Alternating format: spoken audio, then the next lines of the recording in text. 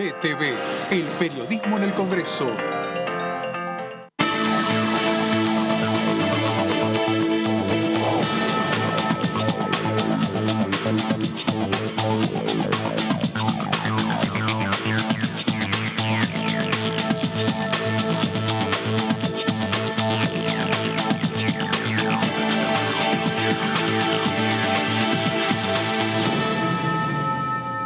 ¿Cómo le va? Esto es la segunda edición por aquí por DTV, la segunda edición por Diputados Televisión, en una jornada en la cual hubo un nuevo capítulo respecto a la actualidad por la que atraviesa el Congreso de la Nación, la actualidad por la que atraviesa la Cámara de Diputados. Si en las últimas 24 horas se reunió vía Zoom y también de manera presencial la principal oposición, que es Juntos por el Cambio, en la jornada de hoy se reunió el Frente de Todos. ¿Y quiénes se reunieron?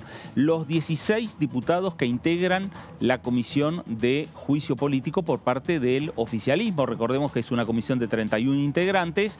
Hay 16 que responden al Frente de Todos, hay 14 que responden a Juntos por el Cambio y un diputado que responde a la unidad bonaerense, que es identidad bonaerense, que es Alejandro Topo Rodríguez. De esa manera se conforma la Comisión de Juicio Político y claro, las expectativas están centralizadas principalmente en el ingreso al Congreso de lo que sería la convocatoria a sesiones extraordinarias, los temas a discutir por parte del Congreso Nacional, dentro de los temas o entre los temas, el pedido de juicio político a la Corte Suprema de Justicia de la Nación. De esto vamos a estar hablando en las próximas 2 horas. Esta es la segunda edición por aquí, por DTV. Voy a saludar a mis compañeros que me acompañan en la jornada de hoy. Señor David Cayón, señor Martín Di Natale, ¿cómo les va? Bien, ¿cómo le va, Fer? Muy bien, muy bien. Bueno, me alegro. Bueno, expectativas a partir de lo que ha sucedido hoy en la Cámara de Diputados. Bueno, me parece que salió un comunicado de la reunión que mantuvieron los diputados del Frente de Todos. Me parece que por el comunicado, por lo que se pudo saber previo al encuentro, la reunión tenía 2 objetivos. La primera es un objetivo interno que tiene que ver con diagramar la estrategia parlamentaria que va a tener el Frente de Todos en la Comisión de Juicio Político. Y la segunda es aclarar un punto que me parece fundamental en esta discusión. ¿Por qué? Porque el comunicado dijo asistencia perfecta. Sí, exacto. Esto significa que estaban los 16 diputados del Frente de Todos. Eso incluye a los 3 diputados del Frente Renovador que desde Juntos por el Cambio ponen en duda si van a apoyar o no van a apoyar el juicio político. De esa manera me parece que el oficialismo busca despejar cualquier tipo de dudas y asegurar que tiene la mayoría en la Comisión de Juicio Político. Las tribus del Frente de Todos están en orden en la Comisión de Juicio Político, por lo menos en esta primera reunión. Por lo menos hasta ahora sí. Señor Pato Méndez, señora Gabriela Vulcano, ¿cómo les va? ¿Qué tal? ¿Cómo estás? Muy bien. ¿Cómo le va, señor? Pero muy bien, muy bien. Yo te digo, ratificando pese a esta demora por una semana, ratificando una sensación que habrá que ver si se corrobora cuando empiece el debate en la Comisión de Juicio Político, sí. Pero está claro, me parece a mí, que el oficialismo está cómodo con esta instancia. Y creo que hay una incomodidad notoria en la oposición y en la justicia. Hoy, por ejemplo, aparecieron en los medios algunas diferencias entre voceros, el vocero vinculado a Rosati, la vocera vinculada a Lorenzetti. Me parece que todo lo que va a pasar, más allá de que pueden no venir los integrantes de la Corte, pero la citación posible de Marcelo D'Alessandro, sí, la citación posible de Silvio Robles, de empresarios y también de magistrados, me parece que es un tema que está procesando con incomodidad la oposición parlamentaria y que se nota en la convivencia, claro, dentro de Juntos por el Cambio, dentro del PRO particularmente, y con lo que pasa con el radicalismo y con incluso con Evolución, por ejemplo, claro, o con la coalición cívica, me parece, pero claro, bueno. Bueno, veremos también cómo van reaccionando a partir de lo que fue la reunión de hoy, cómo van a ir reaccionando los diferentes bloques. Ya hay expresiones, en algunos casos casi de manera institucional y orgánica, como señalamos lo de Juntos por el Cambio. También hay expresiones digamos, de manera personal o particular que van haciendo algunos diputados, algunas diputadas, pero lo cierto es que también, Gaby, están esperando el ingreso al Congreso, no solo del juicio político, sino de la convocatoria extraordinarias. Sí, así es. Estamos hablando mucho de lo que tiene que ver con el juicio político contra los 4 miembros de la Corte Suprema de Justicia, pero hay un sector del gobierno, sobre todo el Ministerio de Economía, que conduce Sergio Massa, que tiene la mirada puesta en los proyectos de índole económico que van a ser parte del temario que se va a tratar en las sesiones extraordinarias. Juntos por el Cambio ya anticipó que no va a dar quórum ni va a apoyar ningún proyecto que se incluya en el temario de extraordinarias, mientras el oficialismo insista con sentar en el banquillo de los acusados a los integrantes de la Corte Suprema de Justicia. Ahí hay una complicación porque más allá de la discusión por el juicio político, se pueden llegar a ver trabados otros temas de relevancia, como recién mencionaba. Entre ellos tenemos el proyecto de desarrollo, fomento al desarrollo de la agroindustria, la creación de universidades. Todavía no sabemos exactamente cuáles son los proyectos que van a estar, pero bueno, son algunos de ellos. El plan de pagos previsional. Entonces, ahí el oficialismo, por un lado, dice, nosotros no vamos a desistir de llevar adelante este juicio o este intento de juicio político, porque sabemos que en el recinto no tiene los 2 tercios, pero también les preocupa el hecho de que no se puedan avanzar con otros proyectos que son importantes y que la principal fuerza opositora ya dijo, no vamos a acompañar absolutamente ninguno, ni siquiera aquellas iniciativas con las que estamos de acuerdo y que tal vez hasta hemos impulsado en algún momento. Claro. Martín, acá hay una disyuntiva, ¿no? Que entonces tiene el oficialismo y que tiene el gobierno. Exacto. Para acompañar un poco lo que dice Gaby, hoy hubo una reunión en la Secretaría Legal y Técnica que conduce Vilma Ibarra. Está todo el equipo legal del gobierno justamente trabajando estos temas. Los proyectos de ley que hasta ahora se supone que va a mandar el Poder Ejecutivo, más allá del juicio político a la Corte, son hidrógeno verde, blanqueo de capitales, la modificación de la ley de lavado, el proyecto de promoción agroindustrial y el proyecto de moratoria jubilatoria. Estos son los proyectos, insisto, que están hoy en análisis en la Secretaría Legal y Técnica.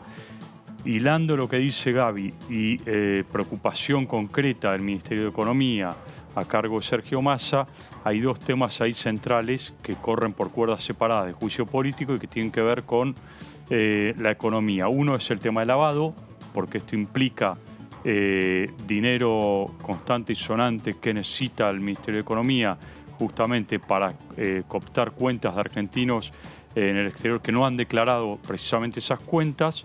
Y el otro tema es el tema de ley de lavado. ¿Por qué? Porque el GAFI, que es el organismo, el grupo de acción financiera a nivel internacional, del cual forma parte la Argentina, está reclamando una actualización de la normativa y este proyecto no tiene dictamen, se estaba discutiendo en comisión, pero es importante para el gobierno justamente para dar también una buena imagen a los inversores a la hora de decir, bueno, es un país que cuenta con herramientas actualizadas en términos de lucha contra el lavado de activos y financiamiento del terrorismo. Ahora, ¿es alocado pensar que el Ejecutivo puede llegar a enviar un pedido de sesiones extraordinarias, habilitar un temario sin que esté el juicio político a la Corte Suprema?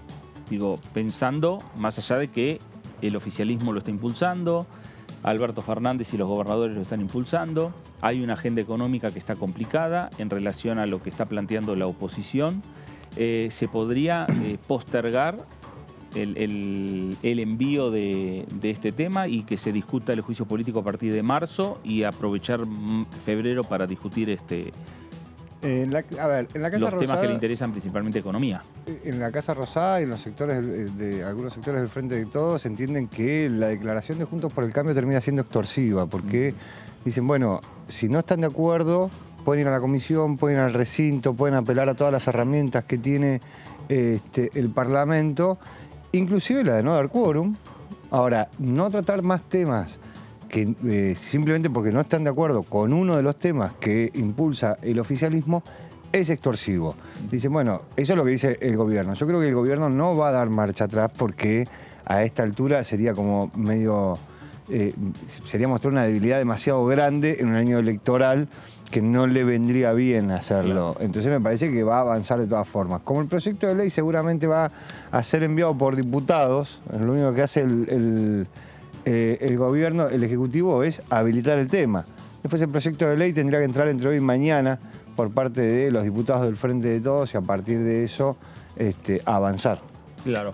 Bueno, en principio la estrategia del oficialismo está marcada, que es lo que están señalando los diputados. Hoy hubo un comunicado por parte de los diputados de Frente de Todos que se reunieron, aquellos que integran esta comisión de juicio político, y lo que vienen señalando los propios diputados nacionales del oficialismo, que en definitiva la estrategia es impulsar en extraordinarias, algo que están conversando obviamente con el Ejecutivo, que es la agenda que tiene que ver con lo económico y paralelamente también el juicio político. Una pregunta, no tengo la información, no creo que nadie la tiene, pero no se sabe qué va a pasar con un interbloque federal en dos sentidos.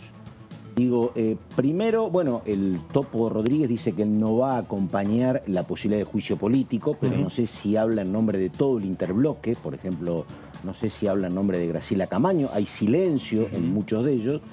Y lo otro, digo, ¿qué certezas tiene el oficialismo? Yo coincido con David, yo creo que la verdad que el gobierno no va a dar marcha atrás con el tema del juicio político. Había avisado Carolina Gailear. No hay indicio. Exactamente, que estaba ingresando. Digo, a ver, puede ser que dé marcha atrás porque ha dado marcha atrás con temas que ha anunciado, que ha dicho y todo indicaba que se iba a avanzar en ese sentido y finalmente dio marcha atrás. Hay antecedentes de que el gobierno ha hecho eso. Hoy no hay indicios de que ello va a ser así. Suponiendo que eso podría pasar, pudiese pasar, digo, ¿tiene alguna garantía el gobierno de que por eso la oposición accedería a tratar los proyectos que menciona Martín? Bueno, ahí claro. me parece... Porque digo, a lo mejor... Digo, ¿por qué van a facilitarle la vida a un candidato como Massa? Los mismos oficialistas ya vienen diciendo desde diciembre. Exactamente. Tenemos siempre que recordar que se quisieron hacer 3 sesiones a fines de 2022. Una fue para la elección de autoridades. No se pudo elegir autoridades y después se intentó llevar adelante 2 sesiones más para tratar otros temas donde tampoco se pudo avanzar en ese sentido, también por las tensiones que hay entre el oficialismo y la oposición. Hay algo que remarcan mucho en el oficialismo y que de alguna manera les da la razón en este sentido, es que desde Juntos por el Cambio el principal argumento para decir que no están de acuerdo con este juicio político a los miembros de la Corte y que eso va a frenar la posibilidad de debatir otros temas, es que se trata de algo, no sé si exactamente dicen inconstitucional, pero dicen no se respetan la división de poderes y demás. Lo cierto es que el juicio político es una herramienta que está en la Constitución Nacional. Hay presentado casi 50 pedidos de juicio político en el Congreso, desde juicios políticos contra el presidente Alberto Fernández, contra la vicepresidenta Cristina Kirchner, contra ministros en su momento de Mauricio Macri, cuando estaba gobernando. Garabano, por ejemplo. Exactamente, cuando estaba gobernando Cambiemos. Hay pedidos de juicio políticos para distintos funcionarios y exfuncionarios. Entre ellos, el de la coalición cívica que pidió juicio político contra Lorenzetti. Entonces, ahí el argumento que a veces dan desde Juntos por el Cambio un poco queda endeble porque lo cierto es que es como decía, es una herramienta que está en la Constitución Nacional y que ahí tomo lo que dice David. En todo caso, lo que sí puede hacer la oposición es decir, bueno, nosotros no damos quórum, vamos a discutir por qué consideramos que no corresponde hacerle juicio político a los miembros de la Corte y después no dar el número en el recinto. Me parece que en ese sentido ahí hay un problema para también argumentar por qué después no se van a querer discutir otros temas. Claro. Es difícil que el oficialismo dé marcha atrás porque hizo bandera con este tema, pero bueno, como decía, hay antecedentes. En política está todo abierto. Como dijo Pato, el oficialismo no tiene ninguna certeza de que si saca el tema se siga la discusión. Primero porque saben que es un año electoral, saben que la intención va a ser la de no dar mucho de parte de la oposición. No dar mucho, ¿por qué? Porque obviamente cada uno juega su año electoral.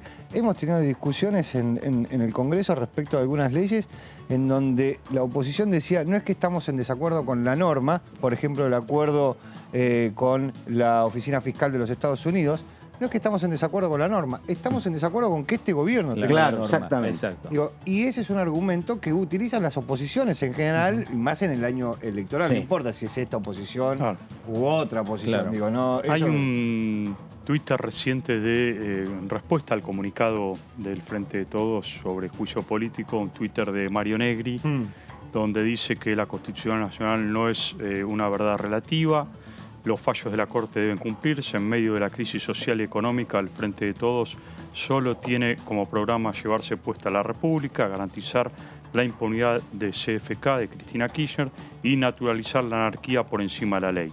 Esto es un poco la respuesta inmediata al comunicado que acaba de sacar el Frente de Todos para fijar una estrategia del Claro. juicio político. Acá lo que dice Gabriela, digo, por ejemplo, miremos la respuesta. Los fallos de la Corte deben cumplirse. ¿Qué fallo no se está cumpliendo? En todo caso, están en desacuerdo respecto de cómo se está cumpliendo. Pero la Corte no se puso en contra de que el Gobierno Nacional pague con bonos la deuda de la coparticipación. No dijo absolutamente nada No, no dijo nada. respecto de eso. Después, garantizar la impunidad de Cristina Fernández de Kirchner o naturalizar la anarquía por encima de la ley, bueno, digo, qué sé yo, es bastante discutible. Lo que digo es que el único dato real es que los fallos de la Corte deben cumplirse y se están cumpliendo. Se cumplen al tiempo, se cumplen de mal modo, pero se cumplen. Digo, entonces, ahí está lo que decía Gabriela, de que el argumento en sí mismo no es muy sólido, o no parece ser muy sólido. Bueno, en minutos también vamos a repasar lo que fue en definitiva también el documento que emitió en la jornada de hoy los diputados que integran el Frente de Todos y que integran la Comisión de Juicio Político, las respuestas que empiezan a ver por parte de otros legisladores nacionales, de otros bloques políticos, como es el caso que nos traía Martín, el caso de Mario Negri, el presidente del interbloque de Juntos por el Cambio, y hay una agenda que bien Gaby vos estabas mencionando, una agenda que quedó pendiente ya desde los primeros días de diciembre y que incluyen varios proyectos de ley, la creación de universidades y un proyecto que tiene que ver con la moratoria previsional o una manera, un mecanismo que ya viene con la sanción del Senado para poder complementar los aportes necesarios y una persona que pueda jubilarse, y el número actual estaría cercano a las 800, 900.000 personas. Sí, así es una iniciativa que se presentó el año pasado, se presentó en el Senado. Te diría que más bien es una iniciativa que se impulsó desde el kirchnerismo, ahí con algunos ruidos en su momento, porque cuando la presentaron estaba en el Ministerio de Economía Martín Guzmán. Claro. Y ahí la discusión era, bueno, pero se habló con el ministro de Economía si es posible llevar adelante una ley de estas características. Bueno, no se había consultado en ese momento. Después sí hubo, obviamente, mayor sintonía cuando llegó Massa al Palacio de Hacienda y hubo varias reuniones entre Massa y Fernanda Raberta, titular del ANSES, por este tema.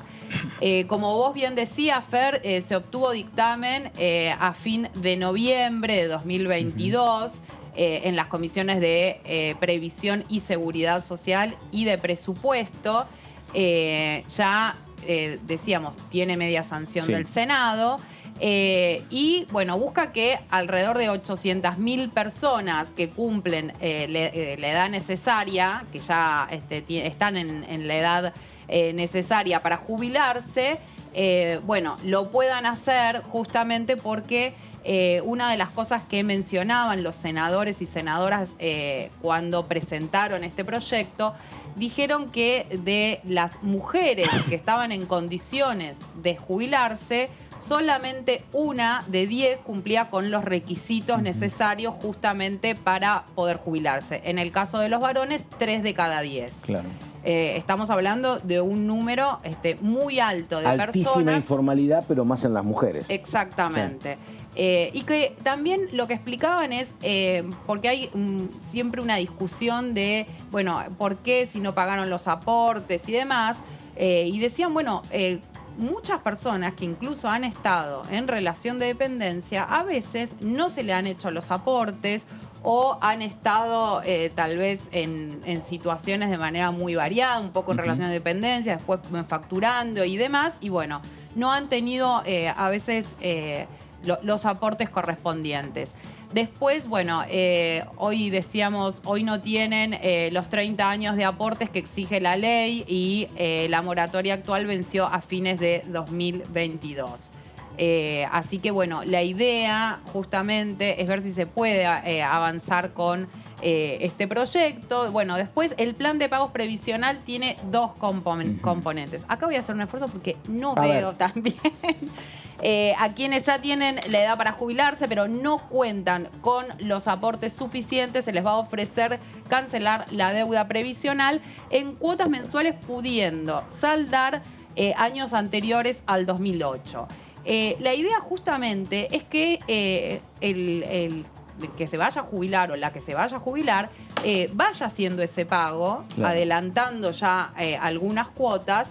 En caso de que pueda hacerlo, se pueden hacer, si no me equivoco, de 60 a 120 cuotas. La idea es, bueno, que quienes pueden hacerlo en una menor cantidad de cuotas lo hagan y puedan ir adelantándose a lo que va a ser después el momento que le toque jubilarse. Después, si una persona debe 5 años de aportes, deberá afrontar una deuda de 293.760 pesos para poder jubilarse. Esa deuda se podrá abonar en 2, 6, 15, 30, 45, 60, 90 o 120 cuotas, como recién mencionamos, dependiendo de la cantidad de años que deban cancelar. Y después, bueno, el monto adeudado se actualizará trimestralmente de acuerdo al índice de movilidad, como sucede en el haber previsional. La idea es justamente, bueno, ver si se puede avanzar en este tema. Hasta ahora, decíamos, no se pudo avanzar. También es cierto que desde Juntos por el Cambio han mencionado en varias oportunidades, te diría, la gran mayoría que no está de acuerdo con esto. Y después hay un sector, por ejemplo, de lo que es el bloque de Evolución Radical, que ellos tienen un proyecto que va en este sentido, con algunas diferencias. Dicen, bueno, estamos de acuerdo pero con la idea, pero nosotros tenemos nuestra propia iniciativa.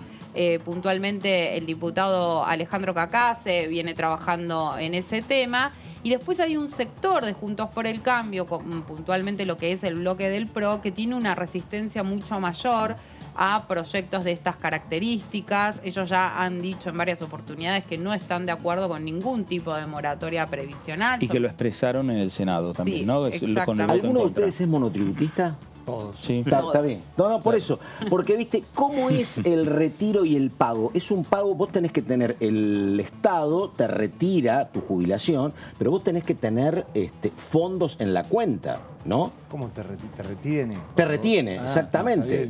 No, te retira de tu cuenta. No, a ver, el sistema es solidario, con lo cual mientras vos vas pagando la jubilación, tus pagos van pagando las... O sea, el tema es que vos tenés que tener la plata todos los meses para que te hagan la retención. Eso tiene que tener, sí. Y el tema es que no es obligatorio. El banco mira, si vos no tenés, seguís y vos a veces no te enterás de que no pagaste ese mes, ¿entiendes? No, bueno, le pasa al que tiene relación de dependencia también, digo, cuando no le hacen los aportes. Claro. Eso, y a lo mejor te enterás. Igual, digo, bueno, eso es lo que años más justamente lo que tarde. mencionaba, que en muchos casos, ni hablar en los casos de las empresas donde presentan quiebra y cuando vas a hacer el reclamo. Pero igualmente hoy es automático. Uno entra a la página de ANSES y puede registrar en mi cuenta si te están aportando o no. Claro. Sí, claro, ahora, hay más facilidades. El problema no es tanto los niveles de aporte o no que cumplen las empresas. El problema es que vos vivís en un país y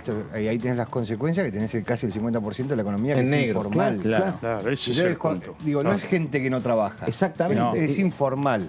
No, cuando uno mira los trabajadores de casas particulares, ahí tenés el mejor ejemplo. Los trabajadores de casas particulares es un sector que tiene muchísima informalidad a pesar de los beneficios que tiene de formalizar a una trabajadora de casa particular. Y sin embargo, esa persona que por ahí trabajó 25, 30 años, 35 años en una casa, no tiene los aportes y no significa que no haya trabajado, significa que no tiene los aportes, nada más que eso.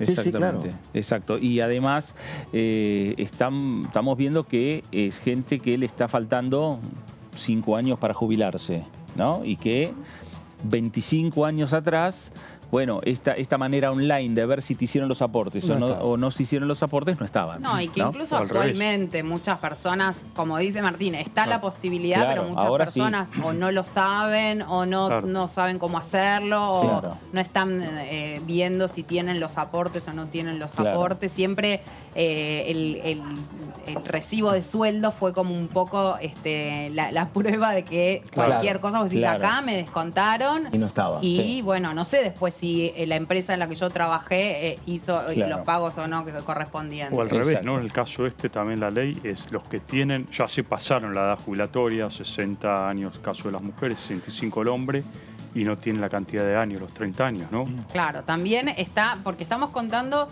bueno, está la posibilidad de hacer un pago anticipándose al momento de lo que va a ser la jubilación, pero bueno, también están el caso de muchas personas que no cumplen con el requisito de la cantidad de años necesarias de hacer aportes para poder jubilarse. Bueno, también está esta posibilidad de que se le vaya descontando de la jubilación justamente para ir haciendo el aporte que deben, que adeudan, que todavía no lo hicieron.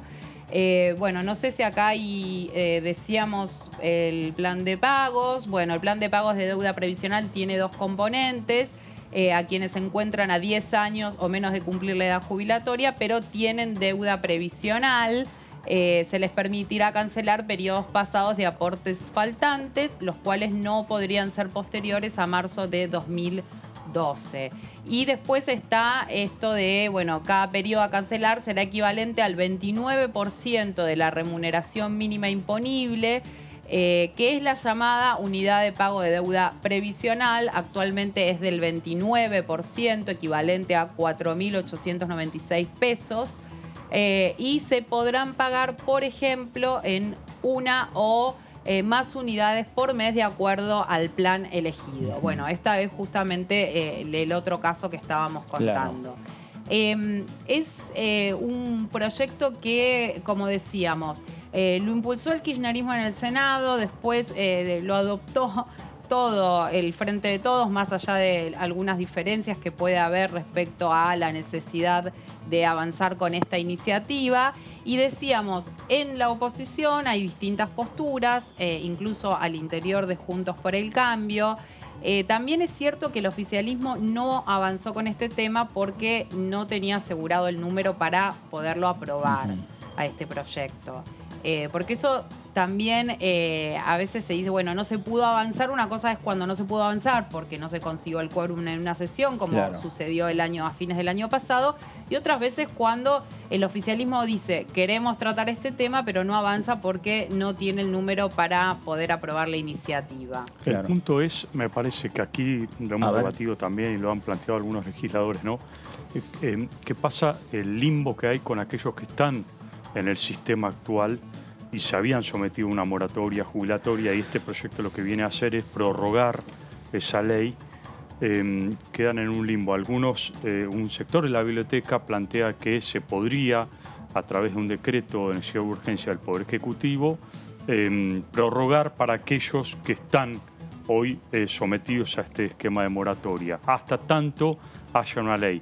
La otra parte de la biblioteca, por supuesto, dice que el Poder Ejecutivo no puede meterse en temas específicos de sanción de leyes, con lo cual queda una nebulosa ahí. Entonces está este debate, ¿qué va a pasar con aquellos?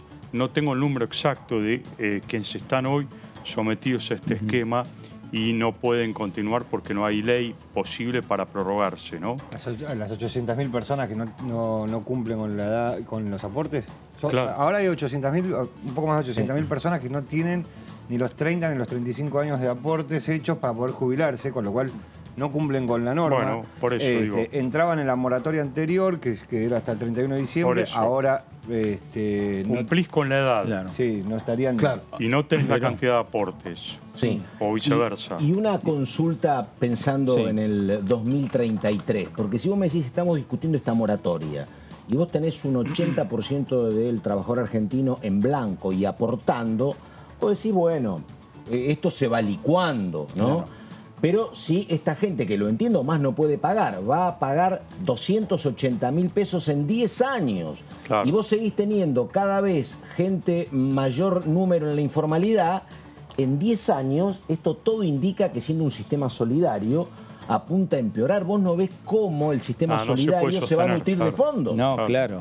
claro, No, exactamente. porque, La verdad, ¿no? aparte, digo, no hace falta llegar a 10 años. Vos cada vez necesitas Claro. más trabajadores formales para Aportando. sostener a una jubilación. Ahora, la pregunta es, además de cómo se va a hacer, digo, la respuesta a eso es bastante simple, con creación de puestos de trabajo formales. Sí, claro. Digo, Que se ve que en hay- los últimos años no pasa. Ahora es la pirámide invertida, es decir, menor cantidad de gente que aporta y sostiene el sistema para mayor cantidad de gente que se debe jubilar. Exactamente, y que vive más años. Que es lo que está además. sucediendo en los últimos años, obviamente. Esto, digo, no es un consuelo, pero en la Argentina y en el mundo, Sí. ¿no? Pero bueno. Sí, por Bueno, razones los Bueno, diferentes. pero en otros sistemas, primero, en otros países del mundo, vamos a hablar de países desarrollados donde hay menos informalidad laboral, Sí. incluso hay una tasa de natalidad Menor. mucho menor. Pero eso es Que- Europa Occidental, te diría, ¿no? Claro, Porque Europa Estados Central. Unidos Vamos a Alemania, no hay por muy ejemplo. poco sistema jubilatorio. Sí, en realidad Claro. también lo que estamos viendo es que en los últimos años hay una flexibilización laboral. Claro. De hecho, cuando cada vez más las empresas deciden tener personas contratadas con contratos y no con personas en De relación de relación de dependencia. dependencia, claro. Entonces, Claro. bueno, de hecho se está llevando adelante una flexibilización laboral hace muchos años, de la que cada vez que se quiere discutir cómo se pueden crear nuevos puestos de trabajo, qué tipos de trabajo, cómo bajar la cantidad también de trabajo en negro que hay, que el gran debate que se da alrededor de los puestos de trabajo, bueno, ahí algunos dicen, bueno, no, pero no a la flexibilización Claro. laboral, cosa que yo personalmente estoy de acuerdo, pero en los hechos, bueno, se está dando, ¿no? Claro, me parece que es también un momento en el cual la dirigencia política tiene que ponerse a discutir. Cuando se hablan de reformas, si hablamos de reforma tributaria, varias El sector reformas. empresario te dice, te pongo en blanco, pero dame Claro. facilidad para que te despida cuando tenga ganas, por Claro. ejemplo, ¿no? Bueno, habrá que ver de qué manera se hace una reforma del mundo laboral que me parece que se discute en todos lados ya, ¿no? Respecto, no solo Bueno, acá en a Aracre Argentina. no le fue bien. No.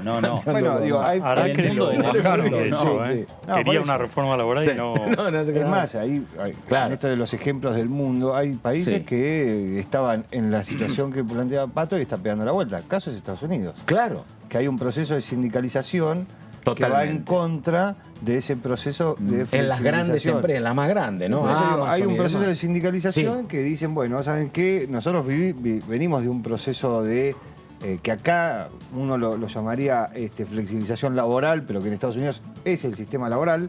Entonces de dicen, toda bueno, la vida. de toda la toda la Claro, vida. ahora está haciendo el camino inverso. Está haciendo el camino inverso, y no solo que está haciendo el camino inverso el mundo laboral, por decirlo de alguna manera, sino que el Estado lo impulsa. Porque la Casa Blanca impulsa la discusión de la sindicalización Sí. de los trabajadores, con lo cual lo que está diciendo es, fijémonos un poco, porque este sistema tampoco Paguen creemos que mejores funcione. salarios, dijo No. Biden. Sí. Bueno, Sí. habrá que buscar el mejor sistema. El tema que mejore la recaudación, que mejore las cajas previsionales y que mejore la situación en general. Sí, como dice ahí David, ninguna fuerza política discute la necesidad de crear nuevos puestos de trabajo Claro. y más puestos de Claro. trabajo. En todo caso, las distintas fuerzas políticas ponen el ojo en distintos lugares. Algunos dicen, bueno, hay que favorecer más al empresariado para que creen nuevos puestos de trabajo. Otros dicen, bueno, cada vez que hemos favorecido al empresariado no se ha conseguido necesariamente esa respuesta y por el contrario muchas veces se avanzó en contra de los derechos laborales de los trabajadores y las trabajadoras. Entonces ahí sí me parece que hay una discusión claramente ideológica y de abordaje en cuanto al proyecto político que se quiere representar cuando se dice, bueno, cómo se consiguen la creación de más puestos de trabajo. En todo ese debate está también esto que estábamos contando, me parece que quedan algunas placas justamente con cómo incide esto en el tema jubilatorio, recién contábamos. Los que están, en esta situación, ¿no? Decíamos que no están en condiciones de jubilarse todavía por no tener los aportes necesarios. Son unas 552.000 mujeres de entre 50 y 59 años. Ahí hablábamos de esto, de una cada 10, y unos 327.000 varones entre 55 y 64 años. 800.000, 800 y claro, exactamente. Y después, bueno, el 74% de ese universo, eso en la placa anterior, estábamos... a ver si podemos ver la placa anterior, donde, bueno, habla de justamente cuál es ese universo general. Hablábamos de estas 800.000 personas. El 74% de su universo debe en promedio 14 años de aporte. Es lo que se debe. Es muchísimo, muchísimo. 14 años de aporte. Desde Juntos por el Cambio se presentó un dictamen de minoría, proponen una prestación proporcional para que aquellos que tienen menos de 30 años de aportes y alcanzaron la edad jubilatoria. Esto decíamos, ¿no? Que hay un sector de Juntos por el Cambio que dijo, bueno, creemos que hay que hacer un abordaje de esto porque la problemática existe, pero la respuesta que hay que dar es otra. La única posibilidad sin la moratoria para los varones que tienen más de 65 años es acceder a la PUAM, Pensión Universal para el Adulto Mayor, que otorga un 80% del haber mínimo. Hoy son unos 40.000 pesos, al margen del sueldo y de los años efectivamente aportados, 5, 10 o 25 años, y sin derecho a la pensión por viudez del cónyuge. Y las mujeres deberían esperar hasta los 65 años también para acceder a la PUAM bajo las mismas condiciones. Hoy esa es la situación para, bueno, quienes no pueden que eso ya está, hoy está vigente. Sí, hoy está vigente. Y bueno, decíamos, es una problemática que todos los espacios políticos plantean, bueno, hay que darle algún tipo de respuesta. La respuesta que creen que hay que darle es diferente según cada fuerza. El color político. Sí, y bueno, este es uno de los proyectos que podría incluirse en el temario de sesiones extraordinarias. Así que veremos si finalmente... Hoy por hoy, siempre y cuando el oficialismo desiste del juicio político. ¿O no? En realidad no. El temario está. El temario es el temario. Yo creo que va a ser todo un paquete que va a mandar el Poder Ejecutivo. Y después aquí en el Congreso medirán los tiempos. Claro. Y esta ley de moratoria previsional es la ley que destacó Cecilia Moró cuando, me parece que el 1 de enero o el 2 de enero de este año, por las redes sociales hizo un balance o marcó el hecho que el Congreso tiene muchos temas pendientes, con una injerencia muy directa hacia la gente, varios proyectos que inciden directamente a la gente, y este es uno de los proyectos que destacó. Sí. El tema de la moratoria previsional. Porque muchas veces la discusión también se terminó centrando, y eso sí, las distintas fuerzas políticas lo utilizaban como argumento, se están queriendo discutir temas que no le importan a la gente, ¿no? Claro. Esta especie de latiguillo que tienen muchos legisladores y legisladoras, pero bueno, ahí decíamos, está este tema, está el de la creación de universidades, lo que tiene que ver con agroindustria, también hablaba Martín de lo que es el monotributo TECH, o sea, hay muchos temas que claramente a distintos sectores los pueden favorecer y pueden ver mejorada su vida y su cotidianeidad, ¿no? Claro, exactamente. Consulta, en algún momento cuando el ministro era Guzmán, desde Economía decían, che, pero esta moratoria implica algún crecimiento, no era el 1% del PBI. No, hay una discusión. Pero ahí, era algo, sí, ¿me entendés? Digo, eso con Massa y un acuerdo político desapareció ese argumento, ¿no? Que antes era un argumento de economía. ¿Cuánto le significaba al fisco el sostenimiento de esta moratoria? Cuando ¿no? hicieron este proyecto de ley que lo hizo Mariano Recalde y Anabel Fernández Agasti, los datos surgieron del ANSES y no del Ministerio de Economía. Por eso, claro. Entonces el Ministerio de Economía, que se enteró en el momento de la presentación, dijo, bueno, pero saquemos cuenta porque... Tu cálculo, exactamente. Sí, no estoy muy seguro de que ese sea el número. Era el 0,3, un poco menos. De hecho, Juntos por el Cambio pidió en el Senado que fuera Martín Guzmán a exponer sobre este tema, sabiendo que él... No sé si en contra, pero que no había sido consultado, que no el proyecto no se había armado en diálogo con el Ministerio de Economía en ese momento. Bueno, no fue igualmente Martín Guzmán y se avanzó con la iniciativa y se le dio media sanción en el Senado. Bueno, lo que pasa es un debate contradictorio, porque si vos, pregunto, ¿no?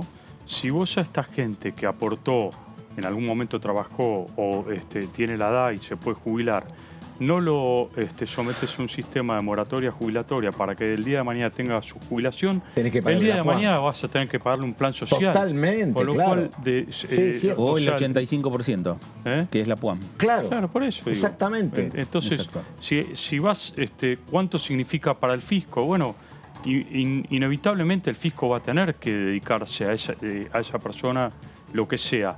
Parte de su trabajo, de su aporte, o bien un subsidio, pero de alguna manera va a tener que atenderlo. El sistema que propone no es estrictamente una moratoria.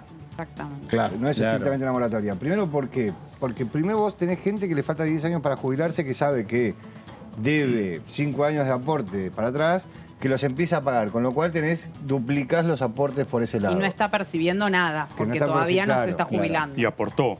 Y aportó. Lo que sabe es que cuando llegue su edad jubilatoria le faltan 5 años, o le falta 1 año, o le falta 3, o lo que sea. Y entonces lo va pagando. Y entonces tenés a una persona, a un trabajador formal, que está haciendo su aporte y además de eso está cancelando una deuda que tiene con la ANSES. Cuando llegue ese momento lo va a tener.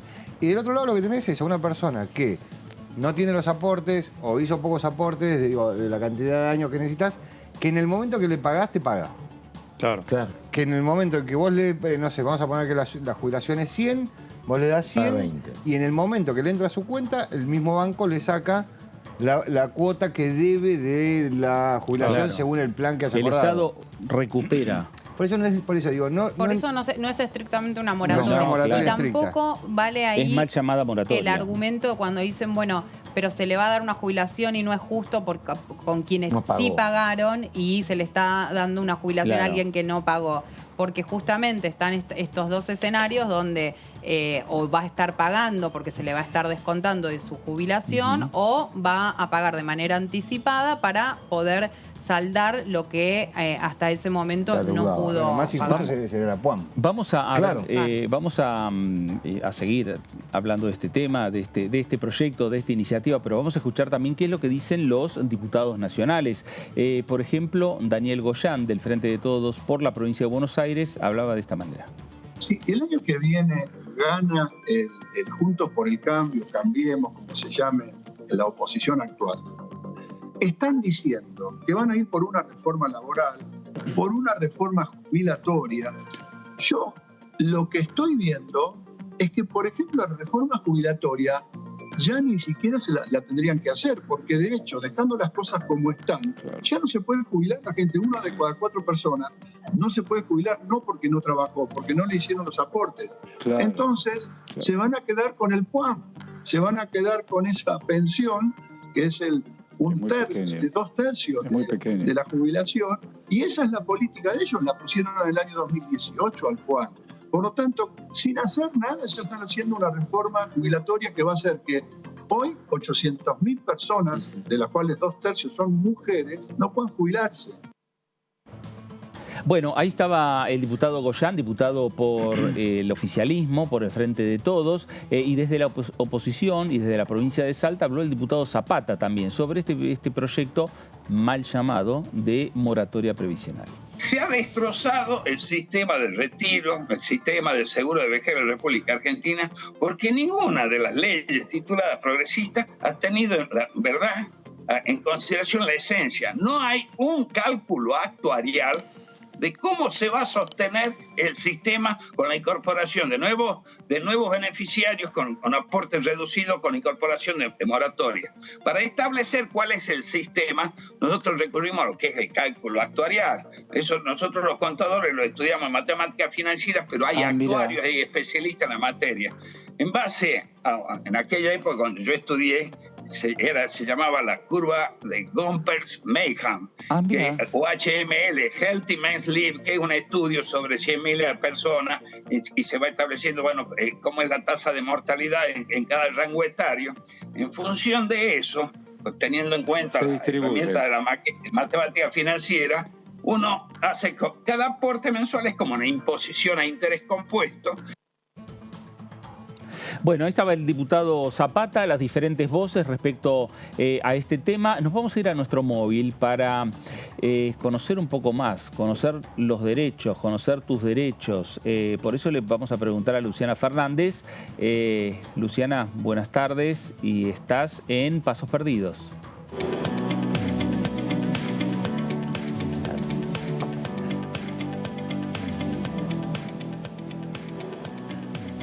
Hola Fer, compañeros, bueno, muy buena jornada para ustedes y nos encontramos en el recinto, Fer, ¿no? En Pasos Perdidos. Ahí nos encontramos nomás. en el recinto para compartir con ustedes, exactamente, acá al lado, en el salón de al lado.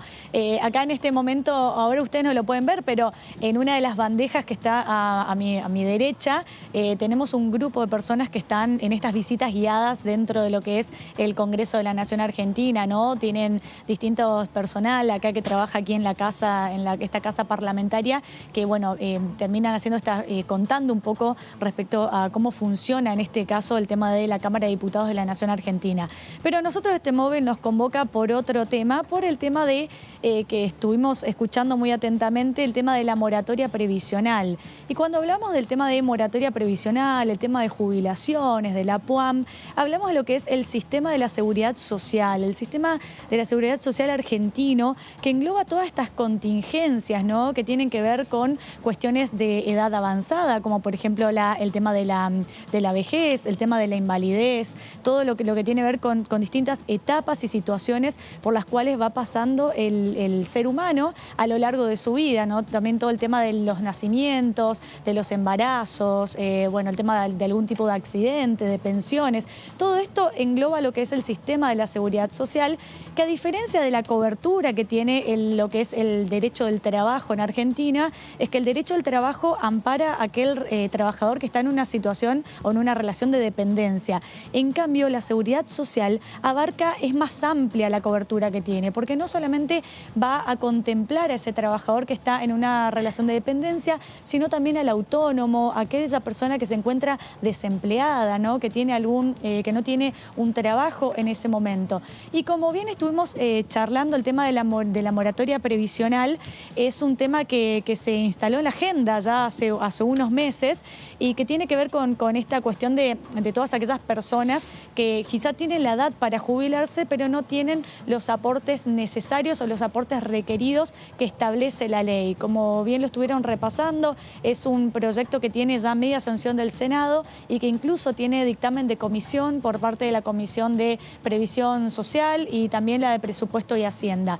Pero otro de los temas, hablando un poco de lo que tiene que ver con edad avanzada, tiene que ver con la pensión no contributiva por vejez, que es otra de las alternativas, otra de las coberturas que establece el Estado para todas aquellas personas en este caso que tengan más de 70 años y que no tengan ningún tipo de cobertura económica ni tampoco ningún pariente que los ayude a solventar esos gastos necesarios, ¿no? que requiere inclusive la edad, esos gastos del día a día, de la comida, de los medicamentos que puedan llegar a requerir o a necesitar. Entonces tiene la posibilidad de acceder a esta prestación no contributiva por vejez, se llama, a diferencia de la PUAM, que recordemos que uno de los requisitos es que tengan más de 70 años, que sean argentinos y que también pueden acceder los extranjeros, pero los extranjeros que demuestren o que comprueben que vivieron más de 40 años aquí en la Argentina. ¿Y por qué se considera que, o se dice que no es no contributiva? Porque justamente podés acceder a esa pensión sin haber hecho los aportes necesarios a lo largo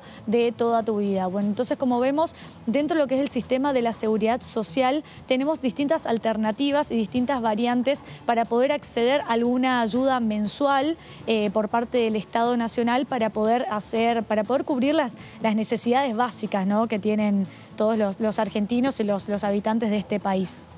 Y tu segmento que se llama Conoce tus derechos, ahí, en ese lugar donde estás vos ubicada, en ese recinto de la Cámara, es donde se discuten los proyectos que se transforman en los derechos de los ciudadanos, de las mujeres, de los varones, de todos los ciudadanos de la República Argentina. Y dentro de esas discusiones está esto que estamos esperando, ¿no? Que se discuta en sesiones extraordinarias o en ordinarias, pero lo cierto es que lo importante es que se llegue a discutir.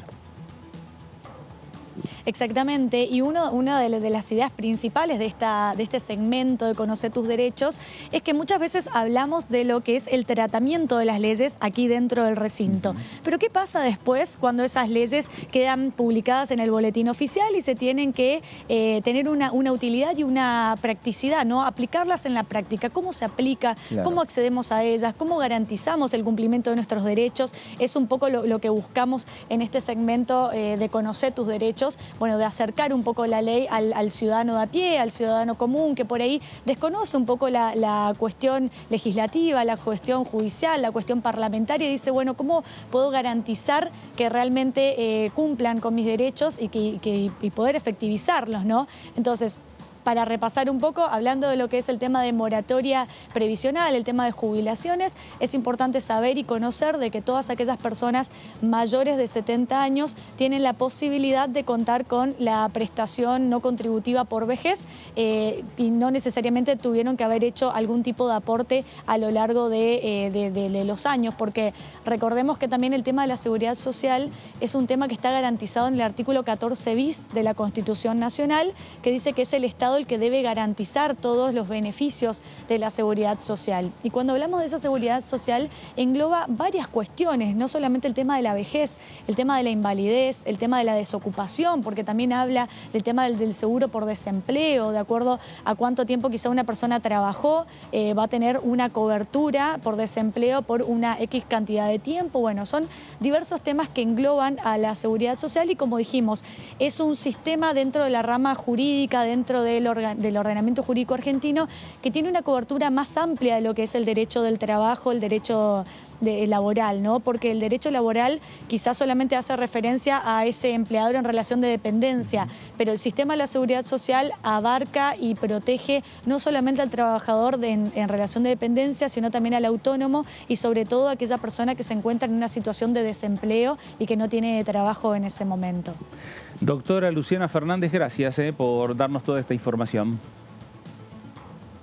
Gracias a ustedes, hasta luego. Gracias, ahí estaba nuestro móvil con Luciana Fernández contándonos un poco los derechos que tenemos cada uno y el tema principal de que estábamos hablando, que tiene que ver con la seguridad social. Y en el medio nos queda este debate, ¿no? que falta resolver, que, como nos decía Gaby, debate de moratoria previsional que viene con la sanción de la Cámara de Senadores, que ya tiene dictamen de las comisiones respectivas de esta Cámara de Diputados, que puede llegar a entrar en el temario, es muy posible que entre en el temario que va a habilitar el Ejecutivo para discutir en sesiones extraordinarias y que se tienen que poner de acuerdo los bloques políticos para cuál es el momento, cuál es el día indicado en el cual ese proyecto va a llegar al recinto y con las posturas que tenga cada una de las bancadas veremos la suerte que va a correr esta iniciativa. Uno teniendo en cuenta lo que sucedió en la Cámara de Senadores, puede presuponer que el oficialismo más aliados de partidos provinciales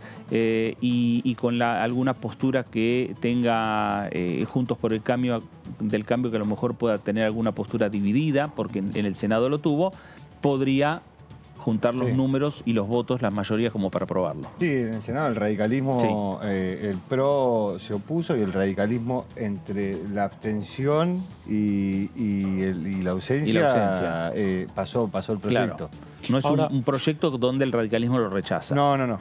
Ahora hay un tema, suponiendo que el Poder Ejecutivo mande el temario la semana que viene, ¿no?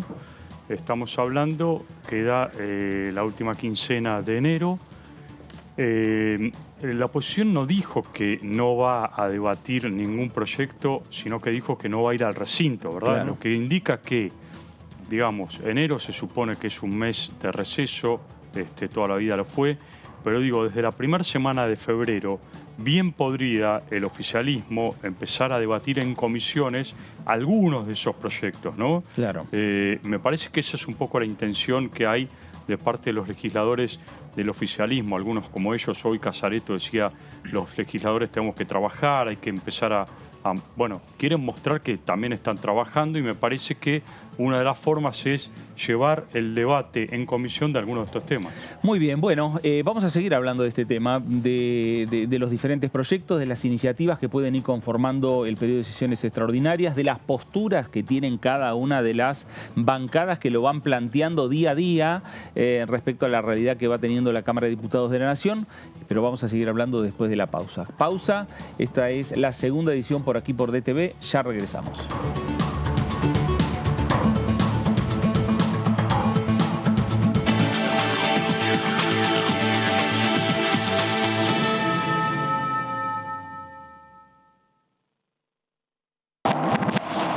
¿Cómo les va? Muy buenos días. Hola, ¿cómo va? Hola, ¿cómo les va? Bienvenidos a DTV, a la segunda edición. ¿Qué tal? ¿Cómo están? Bienvenidos, bienvenidas a esta tercera edición de DTV.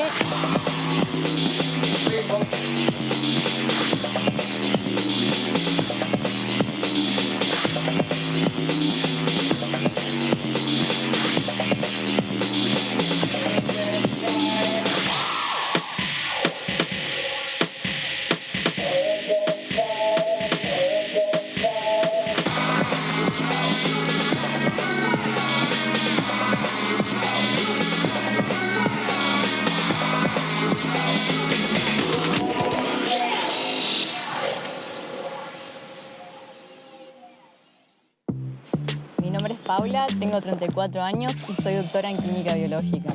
Hace años empecé a jugar al básquet con mis amigos. Nos juntamos, entrenamos y nos divertimos. Durante la semana investigo el comportamiento de las proteínas en el Laboratorio de Biología Celular y Estructural del Instituto del Lugar. Trabajo de lo que más me gusta sin dejar ninguna pasión de lado. Que lo que quiera hacer incluya la ciencia.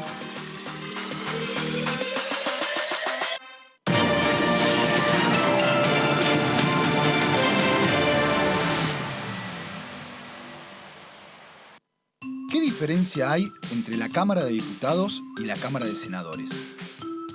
La Cámara de Diputados representa al pueblo de la nación argentina. Esto significa que las provincias más grandes y con mayor cantidad de habitantes tienen muchos más diputados que las provincias más pequeñas. La manera de establecer las cantidades es proporcional. La Cámara de Senadores representa a las provincias. Cada provincia envía 3 senadores al Congreso Nacional. El total de senadores es 72, dado que las provincias argentinas son 24. Este es un número fijo. Por ejemplo, la provincia de Buenos Aires cuenta con 70 diputados nacionales y la provincia de Tierra del Fuego con 5. Pero tanto la provincia de Buenos Aires como la de Tierra del Fuego cuentan con 3 representantes cada una en el Senado de la Nación. Cada 2 años, el Congreso Nacional renueva la mitad de sus diputados y 1/3 de sus senadores nacionales. El mandato de los senadores es de 6 años, mientras que el de los diputados es más breve. Dura solamente 4 años.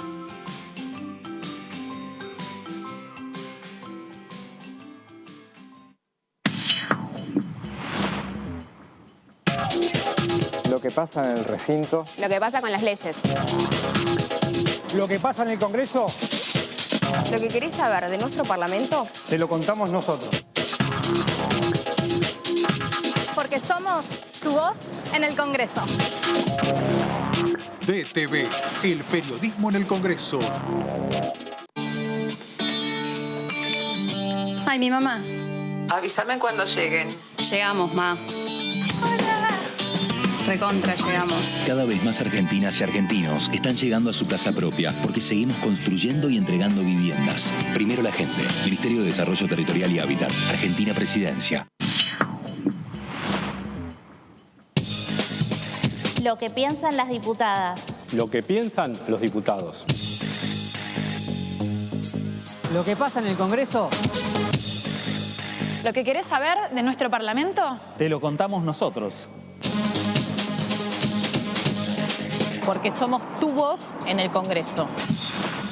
DTV, el periodismo en el Congreso. ¿Buscás naturaleza? Entrá a larutanatural.gov.ar y elegí tu próximo viaje por Argentina. Primero la gente. Ministerio de Turismo y Deportes. Argentina Presidencia. Hola, hola, ¿cómo les va? ¿Cómo están? Hay mucho por hacer, hay desafíos interesantes que tienen que ir, el Congreso tiene que ir al ritmo de lo que está pasando en la Argentina, que es un progresivo crecimiento.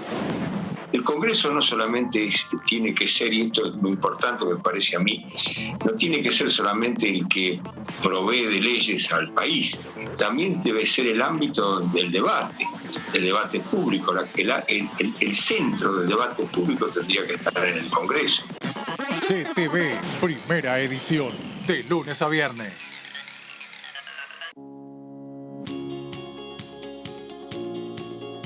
Cuando un proyecto de ley ingresa a la Cámara de Diputados, ya sea creado por un legislador, enviado por el Poder Ejecutivo o producto de una iniciativa popular, se trata primero en las comisiones correspondientes para luego ser tratado en el recinto por los diputados. Las comisiones son el ámbito de análisis y debate sobre los proyectos de ley conformadas por legisladores de distintos bloques. Hay 23 comisiones especiales que tratan temas específicos como el atentado a la AMIA y 45 permanentes que tratan temas vigentes como educación y salud. Un diputado puede formar parte de varias comisiones. Cada comisión se compone de un presidente, un vicepresidente y de 3 a 5 secretarios. La duración de los miembros de las comisiones permanentes y especiales es de 2 años. Para que la comisión funcione debe tener quórum, es decir, un mínimo de 15 y un máximo de 31 a 49 diputados. Las autoridades son elegidas por los propios integrantes de las comisiones, que a su vez son elegidos bajo consenso por sus propios bloques. Para que un proyecto sea tratado en el recinto, debe contar con el apoyo de la mayoría de los integrantes de esa comisión. Al finalizar una reunión de comisión, se dictamina sobre la pertinencia de tratar el proyecto en el recinto. El dictamen propone una resolución o decisión sobre una o varias iniciativas o proposiciones.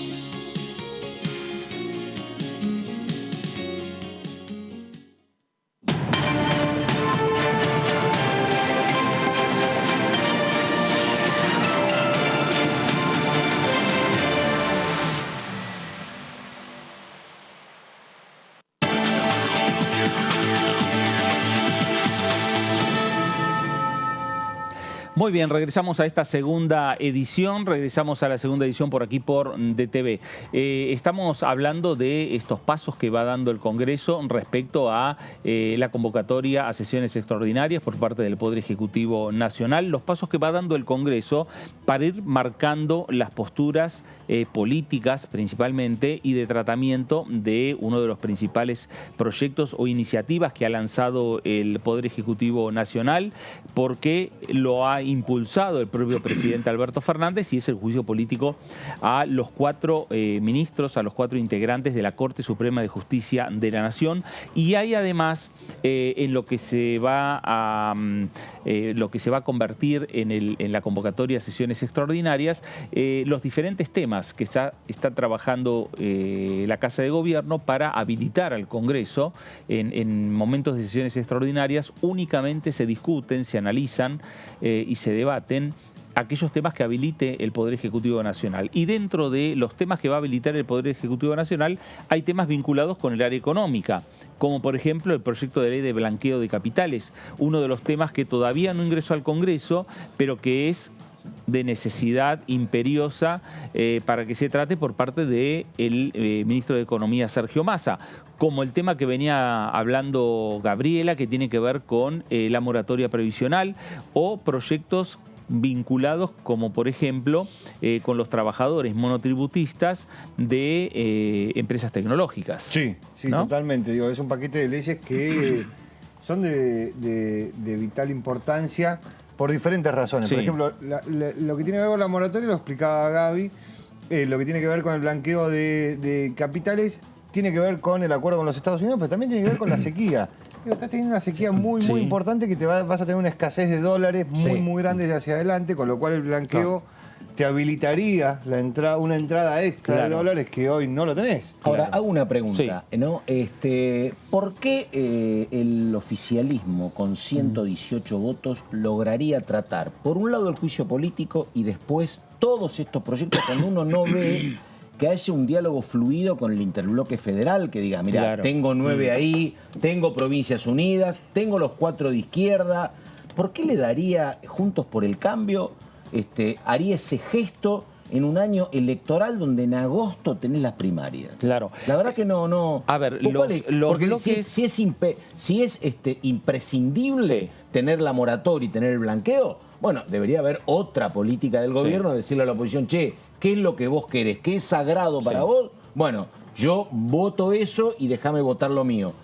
Pero si no, me parece que no va a haber nada. Bueno, están en el medio de una pulseada política, me parece, ¿no? Del bueno, acá también hay que evaluar y la oposición, otro tema, me o parece, por lo menos parte de la oposición. Sí, hay que evaluar otro tema también que involucra a muchos legisladores y que tiene que ver el vínculo del gobierno nacional, el presidente de la nación, con los gobernadores. Porque acá hubo, después del tema del pedido de juicio político a la Corte, del planteo que hizo Alberto Fernández, un quiebre con muchos gobernadores, entre ellos de su propio partido, caso Schiaretti, caso Uñac de San Juan, caso Perotti de Santa Fe. Rodríguez Sá tampoco acompañó, Rodríguez Sá, lo mismo, pero también de otros partidos de otras provincias, ajenos al color político del gobierno, pero que han acompañado muchos de esos legisladores, caso Río Negro, Neuquén, Misiones. Estamos hablando de gobernadores que no han acompañado al gobierno nacional en esta jugada en contra de la Corte Suprema de Justicia y cuyos legisladores, muchos de ellos, responden a sus gobernadores. Entonces también acá hay que evaluar... todavía entonces para el oficialismo. Exactamente, claro. Con lo cual hay que evaluar estos números también a la hora de juntar quórum para el recinto, ¿no? En el caso de algunos partidos que ya han anticipado, a título personal, muchos diputados, como por ejemplo Alejandro Topo Rodríguez, que adelantó que no va a acompañar el pedido de juicio político, no dijeron nada respecto a los otros proyectos de ley. No dijeron, no vamos a acompañar el tratamiento no acompañaron en las 2 sesiones que vos recordás tampoco, ¿no? Pero ahí hubo distintas posturas, porque en las sesiones el tema fue que lo que vienen planteando los diputados y diputadas del interbloque federal es que no quieren quedar en el medio de esta famosa grieta donde hay una disputa entre Juntos por el Cambio y el Frente de Todos, no por los temas que se van a tratar en la Cámara de Diputados, sino que están discutiendo otras cuestiones en el marco de lo electoral. Eso por un lado. Es cierto que ellos no sentaron postura de qué van a hacer y me parece que en eso sí va a ser muy importante qué política se dé el oficialismo para poder llevar al recinto los temas de interés y poderlos aprobar.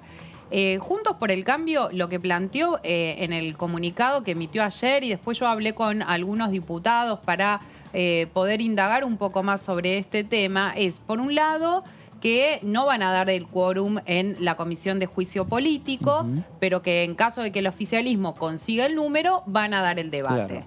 Respecto al resto de los temas que puedan venir en el temario para tratar en las sesiones extraordinarias, lo que dicen es, no vamos a dar quórum en el recinto si ellos quieren tratar cualquier proyecto que esté impulsando el Ejecutivo, que consigan el número en el recinto y lo traten. Claro. Y por otro lado, lo que plantean es no que no van a, una vez que consigan el quórum, en caso de que lo logre el oficialismo, que no van a estar en el recinto. Lo que dicen es no vamos a apoyar ninguna iniciativa, que es algo diferente, que es parte de la política que se da y que se discute aquí dentro del Congreso. La oposición puede acompañar, no acompañar, dar quórum o no darlo. Claro. Lo que plantean de Juntos por el Cambio es eso. En el caso del interbloque federal todavía no sentaron postura respecto a qué van a hacer con el resto de los proyectos. Cuando se les consulta, lo que dicen es, primero queremos que se convoque a sesiones extraordinarias y ver el temario. Claro, y a partir de ahí ver. Ahora estamos con un escenario, a partir de lo que van señalando, ¿no? Lo que señaló Juntos por el Cambio, estamos en un escenario similar a diciembre. Sí. Es decir, con intenciones del oficialismo de discutir temas y Juntos por el Cambio señalando que no discuta. Sí.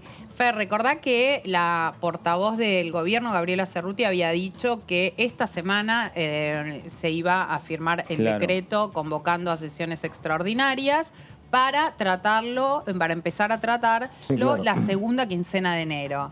Claro. El otro día... Carolina Galear dijo que también en enero se empezaba a tratar juicio político. La semana pasada nuestro colega José Di Mauro decía, yo desconfío de que efectivamente vaya a haber sesiones extraordinarias en enero, porque es cierto también que muchos diputados y diputadas están de vacaciones. El otro día hablaba con un diputado que de la oposición, que forma parte de la Comisión de Juicio Político. Él estaba de vacaciones, algo que digo, no hay nada ahí para reprochar. Me dice, yo no creo que la Comisión de Juicio Político vaya a trabajar efectivamente en enero. Me parece que se va a terminar pateando a febrero. Bueno, y hablamos... Yo voy a apostar por la última semana de enero. Total, apuesto con el que sea, porque no voy a estar, voy a estar de vacaciones, pero que va a haber... es un intermedio. Que va a haber la última algún semana de enero va a haber, yo creo que van a llamar a la comisión, la última semana de enero. Bueno, acá me dicen de la portavoz de, digamos, gente cercana a la portavoz, dicen que es la segunda quincena, en unos días saldrá la convocatoria, no hay fecha precisa. Estamos a miércoles. Claro. ¿No? En unos días estamos a miércoles. La quincena arranca el lunes de la semana que viene, ¿no? Sí. Bueno, por eso, yo digo que el 23, entre la semana del 23 y el 30, ahí igual no hay cambia mucho, reitero. Va a empezar la actividad en febrero, a ver si empieza la actividad. Aunque entre el proyecto mañana o esta tarde. Claro. Una cuestión en la convocatoria. Es entendible, como dice Juntos por el Cambio, que la verdad vos como oposición digas, están tratando de iniciar el juicio político a la Corte después de que la Cámara del Tribunal Oral Federal la condenó a Cristina. Es entendible que vos digas, porque pasó eso, ahora hay que ir por la Corte. Pero hay una cuestión que es muy sensible, que tiene que ver básicamente, yo creo, que todo se desencadena a partir de la foto del agua escondido y de los chats. Digo, discutir los chats entre el ministro de Justicia y Seguridad y el principal colaborador de el ministro Rosati. ¿Es una cuestión sumamente grave para separarla y tratarla? Sí, claro. Bueno, de eso también hablaron ayer en la reunión de Mesa Nacional. A lo mejor hasta fue un error, decir, el juicio a la Corte. Vos decís, bueno, la Corte, ¿y por qué la Corte? Porque ahí se entiende el argumento. Claro. Pero tratar el tema de los chats, tratar lo que pasa el diálogo, es que mezclaron dos me parece cosas. una cuestión como muy sensible que no debería enojarte ni incomodarte. Me parece. Ahí mezclaron dos cosas. Sí, claro. Mezclaron por un lado lo que tiene que ver con los fallos de la Corte Suprema de Justicia, que podés estar de acuerdo o no estar de acuerdo, pero la verdad es que empezar a analizar cada uno de los fallos de la Corte Suprema de Justicia también se puede poner al mismo tiempo cuando se quieren judicializar decisiones políticas de un gobierno, como ha pasado en su momento con el dólar futuro. Exactamente. Ahora, otro tema muy distinto, lo que pasa que se puso en la misma bolsa, es el cuestionamiento que se hace al ministro de Seguridad porteño, Claro. Marcelo D'Alessandro, en función de las conversaciones que habría tenido, según los chats que se publicaron, con la mano derecha de Rosati, estamos hablando de Silvio Robles. Ahí lo que dicen desde la oposición, bueno, nosotros no creemos en nada de esa información que se difundió porque fue a partir de un espionaje ilegal y de hecho ayer en la reunión de Mesa Nacional que tuvo Juntos por el Cambio a través de Zoom, dijeron, bueno, vamos a expresarnos en este sentido y repudiaron lo que ellos consideran un espionaje ilegal y que quien es el responsable de esto es el oficialismo, sin mencionar lo que se difundió. Ellos ahí dicen, bueno, todo lo que venga de espionaje legal nosotros no le damos crédito. Ahora, bueno... Lo que pasa que ahí está el problema de porque yo creo que a veces está más cómodo el oficialismo, porque ahí viene la interna del propio PRO, porque si vos decís nada de lo que me están mencionando es válido, no se entiende la licencia por 90 días de Marcelo D'Alessandro. Claro. Que digo, que si no existe eso, no tenés que licenciarlo. Ahí viene la interna con Patricia Bullrich, que dijo, esta tibieza no. Aparece Waldo Wolf diciendo, bueno, se lo hackearon, pero lo que dicen es parcialmente cierto. No, o además no. el antecedente... La acusación de Carrió, que dice hay alguien por encima de Horacio Rodríguez Larreta que espía. Por eso igual, digo, Pato, además a está ver. el antecedente, algo que sí, eso está no está en materia de discusión, que tiene que ver con el viaje que realizó También, con un exactamente. grupo Que es otro de tema, jueces claro. federales al Lago Escondido. Eso no es materia de discusión, eso no se difundió, esa información no se sabe a partir de chats o de información que pueden No, eso es cuestionar o no. explícito, claro. No, sí, eso es información donde en ningún momento el ministro lo niega. En todo caso, bueno, después está Sí, primero las lo negó. explicaciones. Primero lo negó y después cuando Sí. salió la imagen dijo, bueno, sí, era yo. Claro. Y, Bueno, y además digo, las tampoco lo negaron explicaciones que dieron. los jueces, ¿no? Los integrantes del Poder Judicial. Que tampoco dieron todavía ninguna explicación sobre ese viaje, que ahí sí también se difundieron chats de manera ilegal, donde trataban de coordinar una estrategia para explicar cómo habían sido invitados, quién había pagado ese viaje, si habían viajado juntos o no y demás. Y lo cierto es que hasta el momento sobre ese tema no han dado ningún tipo de Y explicación. en las últimas horas lo que se dio también desde el punto de vista judicial que a partir del hackeo que denunció D'Alessandro que le hicieron a su teléfono, responsabilizó al diputado Rodolfo Tailade y Tailade hizo una presentación en los tribunales federales y puso en duda que haya sido hackeado. Lo dijo aquí en DTV, dijo que puso en duda que haya sido hackeado el teléfono de Marcelo D'Alessandro. Bueno, Elisa Carrió en una nota con Martín Bravo en Clarín, ella tampoco lo señala a Tailade, ella dice que la responsabilidad, dice hay un sistema, No, pero lo que pasa, hay un sistema muy grave dentro del propio Lo PRO. que dice Tailade es, Claro. según explica Juntos por el Cambio, dice, bueno, le hackearon el teléfono al diputado Santilli, le hackearon el teléfono al ministro D'Alessandro. El diputado Santilli hace la denuncia y dice, le hackearon el teléfono al ministro D'Alessandro, y el ministro D'Alessandro tarda varios días en radicar la denuncia de ese hackeo de teléfono. Y a Santilli se le rompe el teléfono además. Bueno, eso ya por eso pero digo, se le rompe. tarda varios días. Y ahí es donde Lo dice... que está evaluando, por eso digo que están en la Secretaría Legal y Técnica elaborando el proyecto para presentar el pedido de juicio político, que tiene que fundamentarse naturalmente sobre dos cuestiones sustancialmente, sobre el mal desempeño de las funciones y la consumación de un delito en el ejercicio de las funciones, ¿no? ¿Eso es para los miembros de la Corte? Exactamente. Estamos hablando entonces de mal desempeño y la existencia de un delito. Esto hay que fundamentarlo. Estamos hablando de la causa de los chats, estamos hablando, bueno, de diferentes cuestiones que el Poder Ejecutivo tendrá que sustentar por qué está, y no es fácil tampoco, ¿no? Porque tiene que tener un argumento legal sostenible para que se investigue. Y perdóname, hay un tema que nos involucra a nosotros como periodistas, que digo, es cierto que el derecho te inhabilita las pruebas porque son ilegítimamente conseguidas. No en todos los casos. No todos los casos, exactamente, porque son públicos, y eso voy. Porque digo, la verdad lo que está instalado para nosotros y para la opinión pública es que los chats aparecen y se publican también, ¿no? Y la gente los cree, además.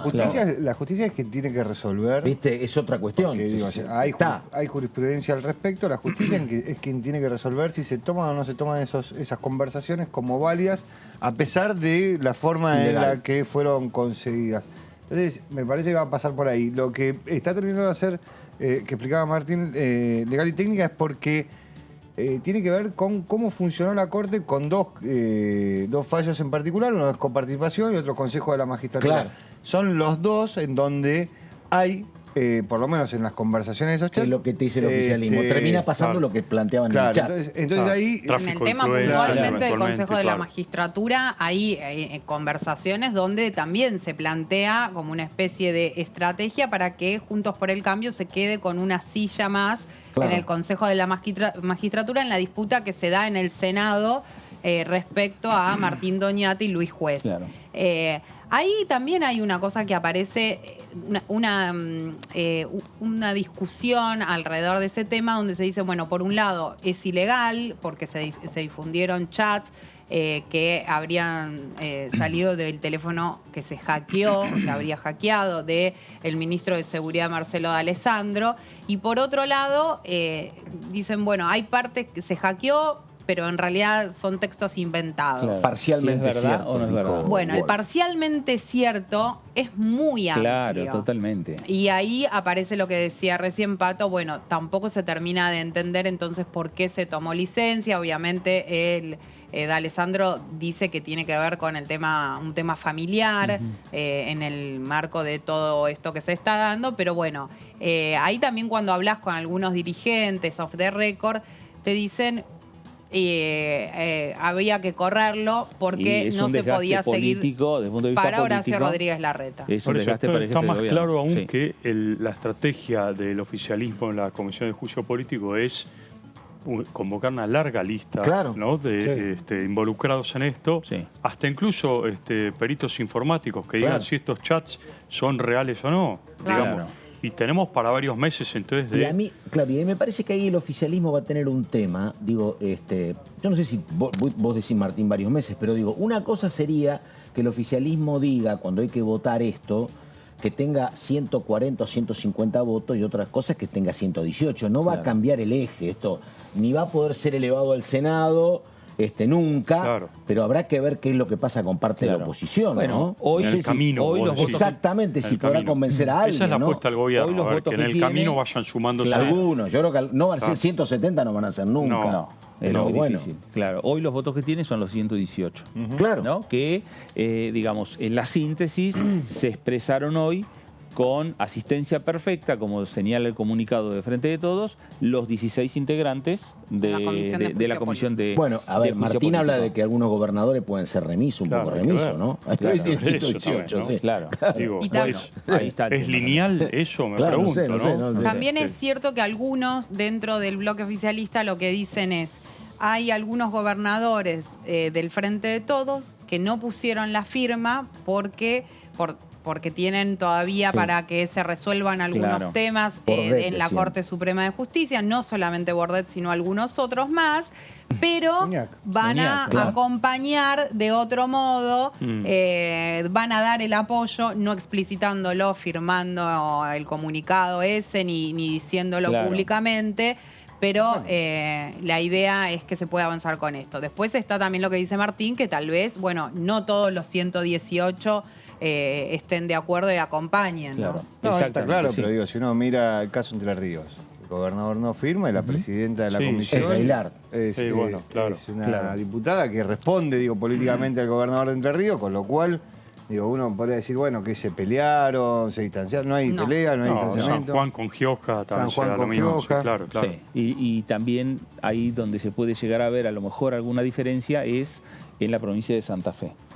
Con la postura de Perotti, hay algunos diputados, por ejemplo, Mirabella es un cuadro alineado con Perotti, y el diputado, Clery, de la provincia de Santa Fe, no está alineado con lo mismo que Germán Martínez o Toñoli, ¿no? Lo que pasa es que creo que lo decíamos los otros días, la diferencia que yo veo es que la verdad hasta acá a la oposición no le entraba, pero media bala con ningún tema judicial.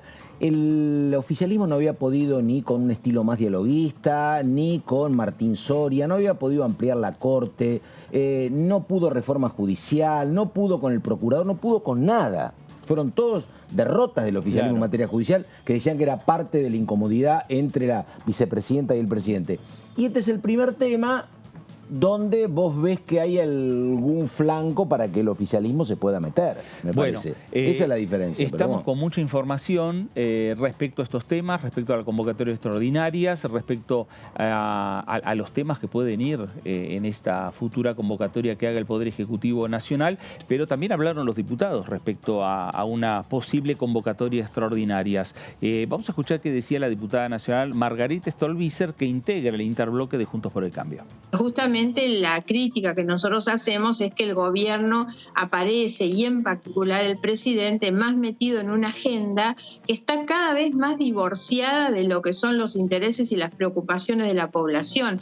A mí me llamó mucho la atención el mensaje del presidente de la Nación del 1 de enero, digamos, el mensaje de Año Nuevo. En un primer mandatario, ¿qué es lo que la población espera? Bueno, un mensaje tranquilizador, esperanzador, un mensaje que esté en el nivel de quien lo está emitiendo. Y en cambio el presidente en el mensaje del Año Nuevo anuncia el juicio político a la Corte.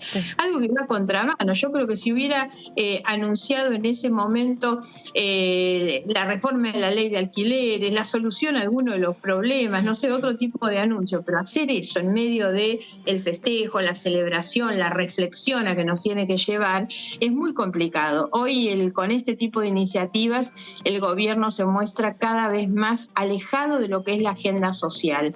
Si a esto le agregamos, tal vez en tu pregunta estaba un poco de esta cuestión, nosotros como principal bloque opositor Juntos por el Cambio hemos decidido que no vamos a viabilizar ni a negociar ningún otro tema mientras que esto esté sobre la mesa, ¿no? Y entonces esto lo que provoca sin ninguna duda es la parálisis del Congreso, porque obviamente que no estamos dispuestos a ir a tratar ninguna de las otras leyes que podrían interesarle sobre todo al ministro de Economía, porque no tengo duda que al que más le complican la vida con esto, no creo que estén tan preocupados los jueces de la Corte como sí seguramente estará el ministro de Economía, que tiene que salir a negociar cosas afuera de la Argentina y donde no puede explicar de ninguna manera que su gobierno, que el Poder Ejecutivo no cumple un fallo de la Corte, ¿no?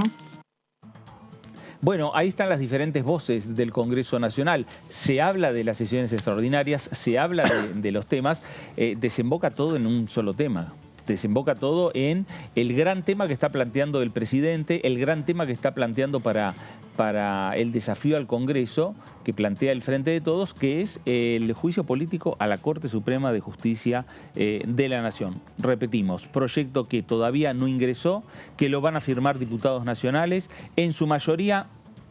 Y yo la información que tengo que es en la totalidad de los firmantes son diputados del Frente de Todos que no integran la Comisión de Juicio Político, que son los que van a pedir el pedido de juicio político a la Corte Suprema y que acompañan, obviamente, en los fundamentos, el documento que suscribió el presidente Alberto Fernández y gran parte de los gobernadores provinciales que responden al Frente de Todos. No es la única agenda, en la agenda de extraordinarias se sumarían otros proyectos vinculados con el área económica, entre ellos también proyectos podría ser vinculados con el medio ambiente o vinculados con las energías renovables. Martín, ¿podríamos pensar en un proyecto que ya circula, que es el de hidrógeno verde? Bueno, Fer, a ver, hay un proyecto de ley, como bien vos decís, que es el hidrógeno verde, que no se conoce la letra fina, se sabe conceptualmente que es el espíritu del gobierno mandar este proyecto de ley, porque hay muchas empresas, sobre todo empresas extranjeras, que mostraron interés en el desarrollo de la industria de hidrógeno verde en la Argentina, sobre todo en la Patagonia, y que a partir de esto el gobierno está preparando o ya preparó un proyecto de ley para enviar al Congreso. Lo que sí podemos decir, y ahora vamos a verlo en estas placas, es cuáles son los lineamientos centrales que dejó entrever el Poder Ejecutivo a raíz de una visita que hubo recientemente a la Argentina de la enviada especial de política climática de Alemania, Jennifer Morgan, en donde, y que aparte es viceministra de Relaciones Exteriores de Alemania, que se reunió con la secretaria de Asuntos Estratégicos internacionales de la presidencia, estamos hablando de Mercedes Marcó del Pont, y hablaron de este tema. A partir de esa reunión surge en declaraciones de la propia Marcó del Pont los lineamientos de lo que son o lo que puede ser el proyecto de ley de hidrógeno verde.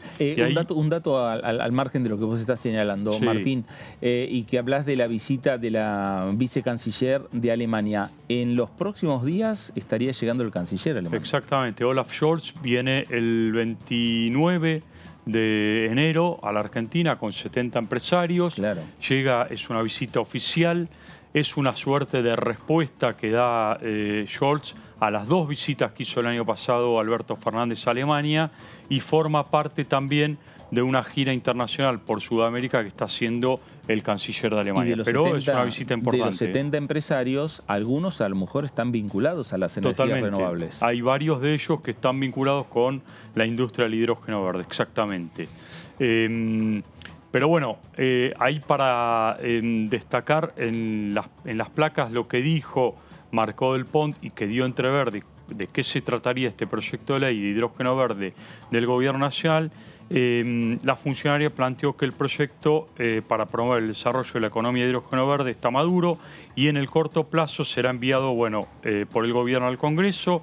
El objetivo es contar con un marco regulatorio y de promoción para que el país participe en todos los eslabones de la cadena productiva. Después, ¿qué dijo Marcó del Pont? Desde la extracción del recurso natural hasta la producción de bienes de capital como generadores de hidrógeno verde, de alguna forma está planteado todo el proceso de la cadena productiva en donde participaría el empresariado argentino o el Estado argentino. Esto fue lo que dijo Marcó del Pont, reiteramos, en esta reunión con la vicecanciller de Alemania. Otra de las declaraciones, las definiciones que dio, que ahí vemos en otra placa, las economías del hidrógeno y el litio son una oportunidad para fortalecer el desarrollo industrial de nuestro país y evitar el riesgo de una reprimarización de nuestra economía. Otra de las definiciones de Marcó del Pont. Dijo también la subsecretaria de Estrategias para el Desarrollo, Verónica Robert, en otro de los encuentros que hubo, junto con el subsecretario de Asuntos Estratégicos, Martín Shapiro, que Argentina puede y debe producir baterías de litio y electrolizadores, ¿no? Esto es un poco el panorama que hay hoy planteado alrededor de la intención del Poder Ejecutivo de avanzar con un proyecto de ley de hidrógeno verde.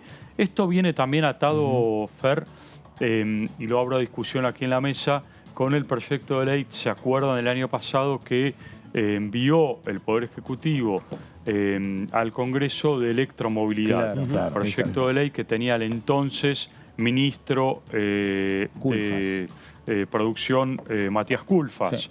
Ese proyecto de ley todavía no pudo ser tratado, pero tiene que ver, por supuesto, mucho con este proyecto de ley de hidrógeno verde, porque es una normativa que establece la Argentina hacia futuro para las energías renovables. Hablamos del litio, hablamos de hidrógeno verde. Hoy hay un limbo legal, no existe prácticamente ley alguna vinculada con estos temas y la Argentina necesita abiertamente fijar un marco legal para esto, ¿no? Claro, porque además en el mundo se está hablando de esto, se está hablando de las energías renovables y cuando se mira para esta región, cuando se mira no solo Argentina, sino también otros países, se habla del litio y se habla de las nuevas alternativas también económicas y que Argentina necesita, continuar y estar dentro de lo que sería las normativas internacionales. Claro, sin ir más lejos, por ejemplo, el proyecto de electromovilidad que planteaba el gobierno en su momento, lo que fijaba es que a partir de la aprobación de la ley en los próximos 10 años el transporte público del AMBA tenía que pasar directamente a electricidad, con lo cual también eso te plantea un cambio sustancial en todo lo que es la industria automotriz, ¿no? Sí, el proyecto lo que planteaba era que tanto la Administración Pública Nacional como el transporte público debían ir traspasando los autos, en el caso de la Administración Pública Nacional. 5 años hablaban. 10 años, ¿no? En el caso del transporte público eran 10 años. Después de esos 10 años pasaban a ser los automóviles. Era 2030, claro. Pero vos lo que hacías con eso es, le generabas las automotrices en la Argentina. La Argentina es uno de los pocos países del mundo que tiene fábricas de autos. Claro. Digo, no hay muchos países del mundo que tienen fábricas de autos. En el caso de los autos híbridos, eléctricos, se importan y son muy caros. Entonces, ¿por qué? Porque pagan un arancel externo. Entonces, las empresas tienen un cupo donde entran sin arancel para que sean más baratos. Claro. Ahora, lo que vos necesitas es generarle un mercado. Digo, cuando vos le decís, la Administración Pública Nacional y el transporte público pasa a ser eléctrico, le estás generando un mercado cautivo. Exactamente, claro. Ahora, eso lo que hace es que vos le digas, bueno, esto en algún momento se acaba, porque el colectivo, el 152 te compra 50 colectivos. Claro. Y ahí frena. Bueno, entonces ahora después le tenés que vender al resto de la sociedad. Para eso hace falta que inviertas, que la planta la modifiques. Es una doble vía, ¿no? Por un lado eso que vos decís, que incentivar el mercado, pero por otro lado también es una corriente que hay a nivel mundial. Es decir, hoy las automotrices en Estados Unidos, Europa, ya están tendiendo a fabricar directamente los autos eléctricos. Están dejando de lado... Vi mucho enchufe hace un año y medio en España. Es que las automotrices dejaron de ser marcas de autos para pasar a ser empresas de movilidad. Exactamente. Claro. Y esas, todo, obviamente. Y esas baterías de las cuales van a funcionar los autos se fabrican con litio que se extrae exactamente del triángulo Jujuy, Salta y Catamarca. Martín, ¿no? te pregunto, pensando en la economía de los próximos 5 años, uno lo que ve es que el gobierno está mucho más mirando por una cuestión de ingresos y de tamaño a el mundo de los combustibles fósiles, digo, básicamente vaca muerta y el gasoducto, que el tema del litio, ¿no? ¿Cómo es proporcionalmente que 8-2, 7-3, digo, el litio demora más tiempo? ¿Cómo es eso? No, a ver, estás hablando, me parece que van dos corrientes paralelas. Paralelas. Vaca Muerta tiene procesos mucho más largos de inversión también. Fíjate que un gasoducto como el que se está llevando de Vaca Muerta a Saliqueló tarda unos 2 años, si no 3. Claro. Y la extracción del litio es por ahí inmediata. Hoy lo que está pidiendo el gobierno es, momento, no hagamos solamente extracción de litio, sino produzcamos las baterías en la Argentina. Bueno, ese es todo también un proceso que se lleva adelante. Pero me parece que son como 2 vías en paralelo que está apostando el gobierno. Naturalmente, Vaca Muerta también necesita un proceso de aceleración mucho más fuerte en términos de inversiones, porque de acá 50 años vos, lo que son energías fósiles, prácticamente van a estar en desuso o en su mínima expresión. Claro. ¿no? Sí, claramente. Por eso también es que están acelerando. Claro. Sí, por eso lo también. que pasa es que también hay, en la guerra de Rusia y Ucrania cambió mucho eso, porque lo que está generando ahora es que la dependencia de uno de los mercados más grandes del mundo, de Rusia, del gas ruso, bueno, ahora se cambia el eje hacia otros países. Y no solo eso, sino que ese movimiento que estaban teniendo los países centrales, como por ejemplo Alemania, de ir saliendo de los combustibles fósiles para ir a otro tipo de energía, para lo que tiene que ver con calefaccionarse, con la guerra frenó todo. La guerra frenó absolutamente todo y atrasa absolutamente todos los tiempos. Ahí es donde aparece Vaca Muerta como una opción. ¿Por qué? Porque Vaca Muerta, o sea, el litio, lo que decía Martín, Jujuy, Corrientes, esa zona, es Vaca Muerta blanca, básicamente. Claro. Es exactamente lo mismo, pero blanco. Entonces la Argentina acelera inversiones en Vaca Muerta porque necesita generar la productividad suficiente para vendérsela al mundo. Ahora, Argentina puede estar trabajando en los 2 escenarios al mismo tiempo. Claramente. El escenario del litio, que se da en ese triángulo que marca, que es en el norte, que marca Martín, y Vaca Muerta en el sur. Sí, totalmente. Eso sin ningún tipo de Porque inconveniente. aparte no necesariamente son las mismas compañías. Claro. Entonces, como no necesariamente son las mismas compañías, primero que tenés dos compañías invirtiendo. Y en el caso que sean las mismas compañías, la ventaja que se le presenta es que diversifica el riesgo. Claro. Entonces, cuando diversifica el riesgo, dice, bueno, yo pongo un poquito acá y un poquito acá. Si sube el precio del petróleo, gano acá. Si sube el precio del litio, gano de este lado. Claro. Si sube los dos, gano siempre. Pero frente a eso, cualquier empresario lo que hace vos es decías diversifica. recién, Fer, de la visita del canciller Scholz, ¿no? Scholz habló de un impacto económico de la guerra de acá a 10 años. Por más que termine mañana la guerra, 10 años va a tener Europa para poder recuperarse de todo esto, para poder si es que no se le repite, si es que no se repite ningún conflicto. Claro, bueno, en 10 años que no pase nada. Claro. Y perdóname, el modelo de la extracción de litio y fabricación de baterías, digo, ¿cómo quedó? ¿Empresas públicas, provinciales, como es el caso de Jujuy? ¿Empresas privadas? Porque en algún momento había dirigentes del Frente de Todo que planteaban un YPF litio, ¿te acordás? Vos tenés hoy una impronta muy fuerte de una YPF. zona que fuese una zona común con Bolivia y con Chile, por eso te pregunto. Vos tenés hoy una impronta muy fuerte de YPF litio, que es una unidad de negocios que está desarrollando YPF, pero también tenés inversiones de todo tipo del mundo, de China, de Corea del Sur, que acuerdan con las de provincias, Japón. eso. Exactamente, son acuerdos con las provincias. Por eso el presidente de la Nación, cuando habla de convertir el litio en un mineral estratégico, lo salen a cuestionar los gobernadores, porque para eso se necesita precisamente reformar la Constitución Nacional, porque son recursos propios, claro, de cada provincia.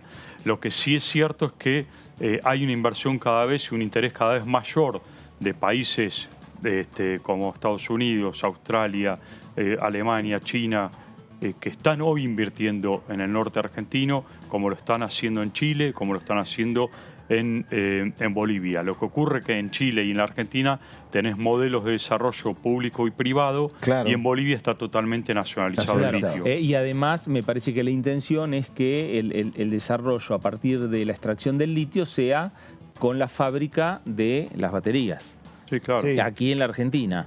Y no hacer, digamos, repetir historias que, por ejemplo, en el caso de la extracción de la minería, sí, también ahí tiene que ver los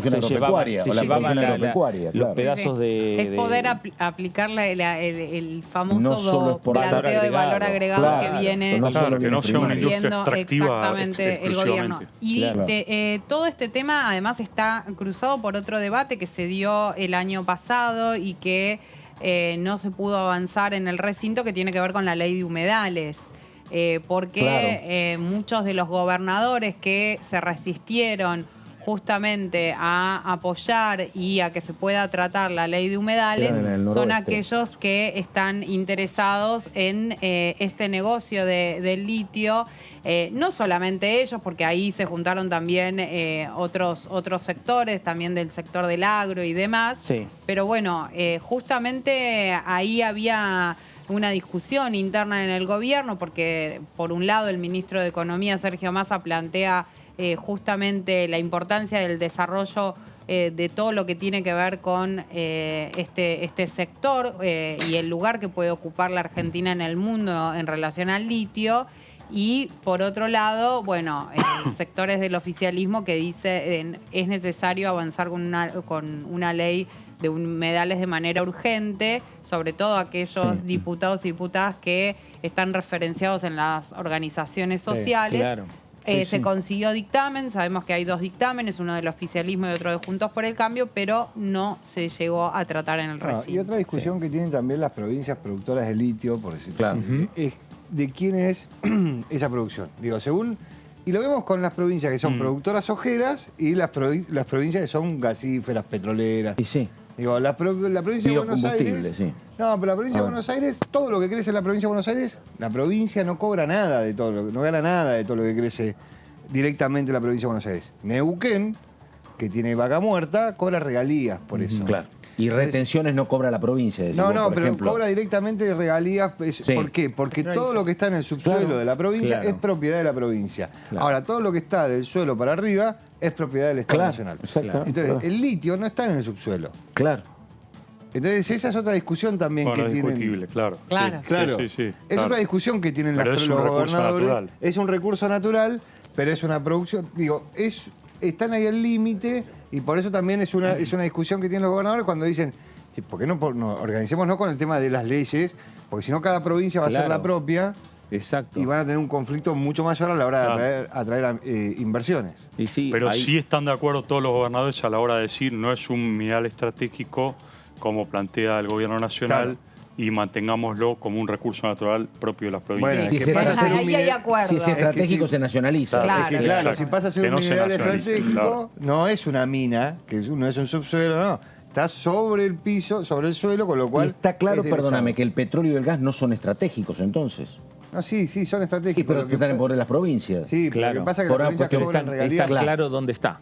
Claro, la Constitución es clara respecto de quién es la propiedad de lo que está en esa zona. Digo, si está del suelo para abajo, es propiedad de los estados subnacionales, de cada una de las provincias. Claro. ¿Sí? Del suelo para arriba, del estado nacional.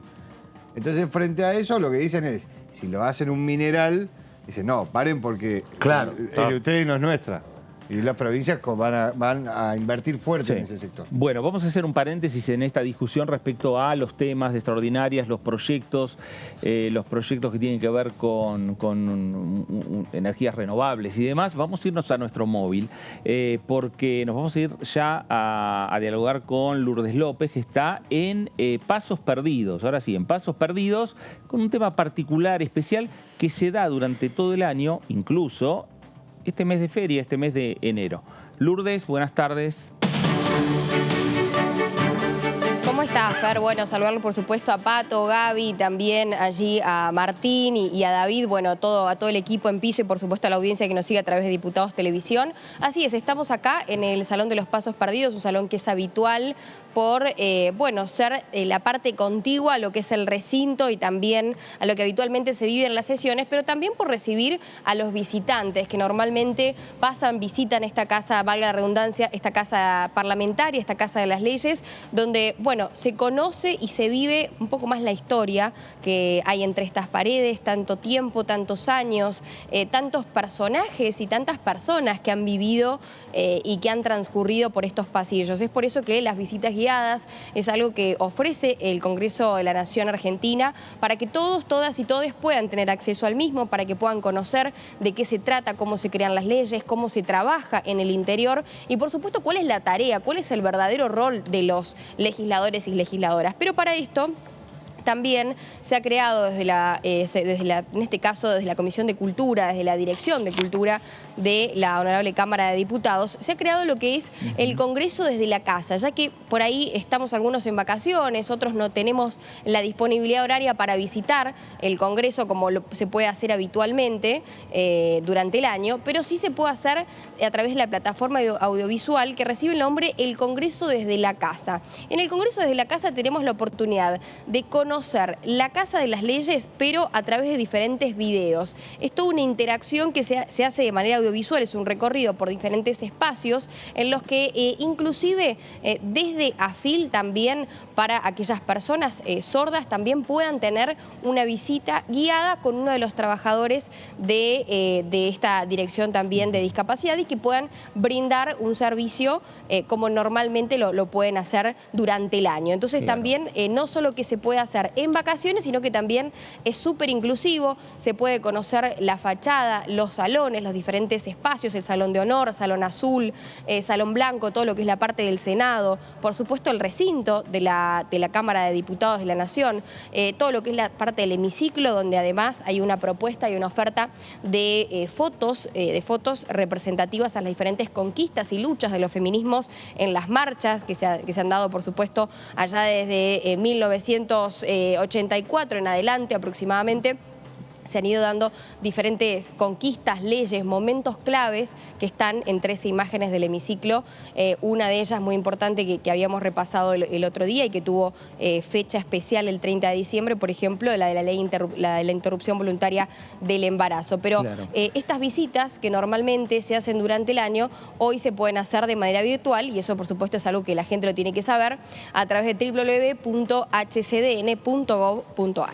Mientras vos estás hablando, Lourdes, a la derecha de la pantalla tenemos las imágenes que nos van mostrando los distintos sectores del Congreso Nacional, increíble. las explicaciones que se van dando también, los cuadros que vemos imponentes en los salones, en el Salón de los Pasos Perdidos, que se pueden reflejar, que es muy interesante la visita presencial, pero que no tiene esa posibilidad por distancia, por diferentes motivos, no hacerla presencial, es una muy buena alternativa la que está llevando adelante la Dirección de Cultura y que vos nos estás contando, nos estás mostrando, porque también esta es una visita que se puede hacer en cualquier momento, a cualquier hora, es on demand, ¿no? Respecto a lo que quiera el visitante.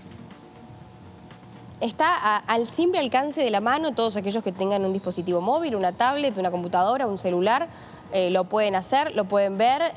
No solamente vas a conocer diferentes partes del Congreso, sino también cómo es la dinámica. Y es algo muy interesante a partir de todo lo que es este proyecto que ahora ya es ley, que es la lengua de señas argentina. Don Alejandro Makotrinsky, uno de sus impulsores, desde AFIL en este caso, es uno de los que va contando para aquellas personas sordas, va contando y haciendo un recorrido de cómo es el Congreso por dentro, de cuáles son las leyes que normalmente pasan o quiénes son los legisladores y legisladoras. Bueno, hay toda una explicación muy importante para que no solamente sea informativo y constructivo para el conocimiento en general, sino que también sea inclusivo para todos y todas de la misma manera. Así que, por supuesto, también es una buena opción, teniendo en cuenta que estamos en vacaciones y que por ahí la disponibilidad horaria y de movilidad no es la misma para llegar hasta el Congreso, ¿no? Y además estábamos viendo imágenes imágenes históricas del Congreso, distintos momentos históricos del Congreso de la Nación con sus particularidades, ¿no? Eso también me parece refrescar un poco la memoria sobre algunos debates, porque cada imagen que estamos viendo lleva y está acompañada por una explicación también. Es lo que decíamos, ¿no? Hay unas imágenes muy importantes en lo que es la zona del hemiciclo antes de ingresar al recinto, donde muestran 13 imágenes que son de diferentes fotógrafas que también participaron de esas marchas, que lo vivieron en primera persona, de algunas conquistas, como por ejemplo el cupo laboral travesti trans, que es la última imagen que se puede ver en este hemiciclo.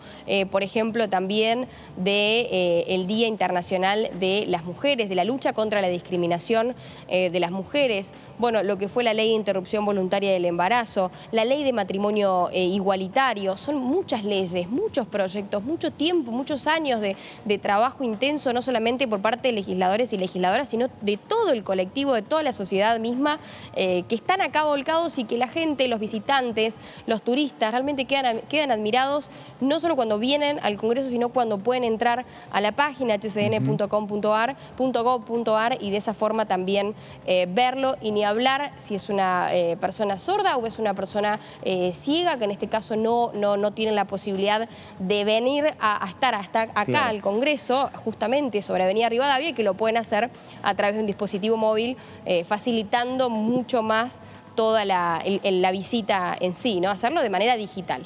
Lourdes, ¿tenemos una nota para presentar sobre este tema? Por supuesto, ahí lo compartimos. Vamos a verlo entonces. Bueno, no tanto, lo haremos por una falta de tiempo, lo haremos después, pero es interesante. Perfecto. Porque, perfecto. Bueno, queda igual, porque después las visitas van a venir, las visitas guiadas y demás, así que... Lourdes, es recordar va a estar bueno, una nota que ya la hemos publicado, que es con Verónica Arzúa, que es guía del Departamento de Visitas Guiadas, que seguramente con el correr de los días podemos claro reproducirla nuevamente, pero es interesante. ¿Podemos repetir entonces el sitio web de la Dirección de Cultura, de la Cámara de Diputados?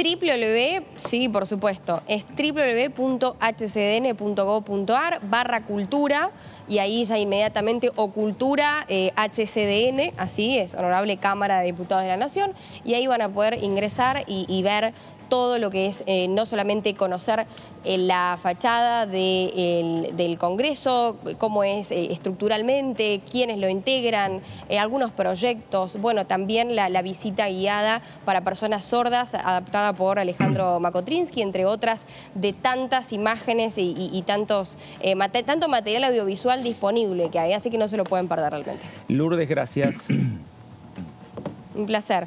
Gracias. Buenas tardes. Buenas tardes. Estaba Lourdes López con nuestro móvil ahí en el Salón de los Pasos Perdidos, ese salón que se habla tanto, se discute tanto. En esos momentos hace tiempo, cuando había sesión. Efectivamente. Sí, antes estaban un poquito más los diputados y diputadas, ¿no? En el Ahora último tienen un poquito salón menos. especial, Sí, en el bajo recinto, que está muy lindo, Claro, muy bien acomodado. Lo que pasa es que nos queda muy lejos a nosotros.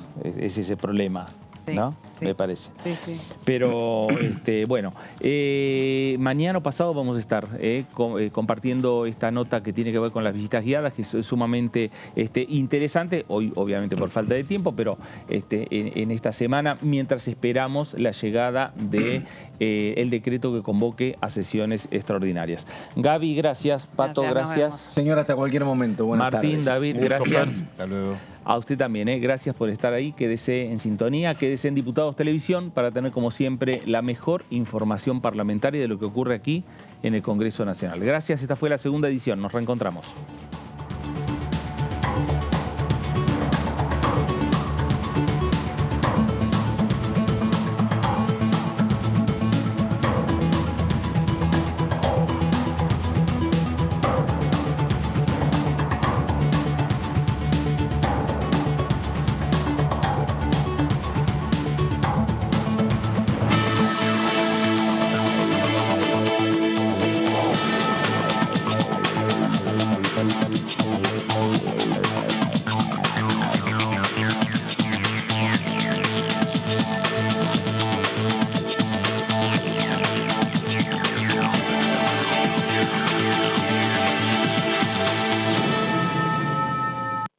¿Qué diferencia hay entre la Cámara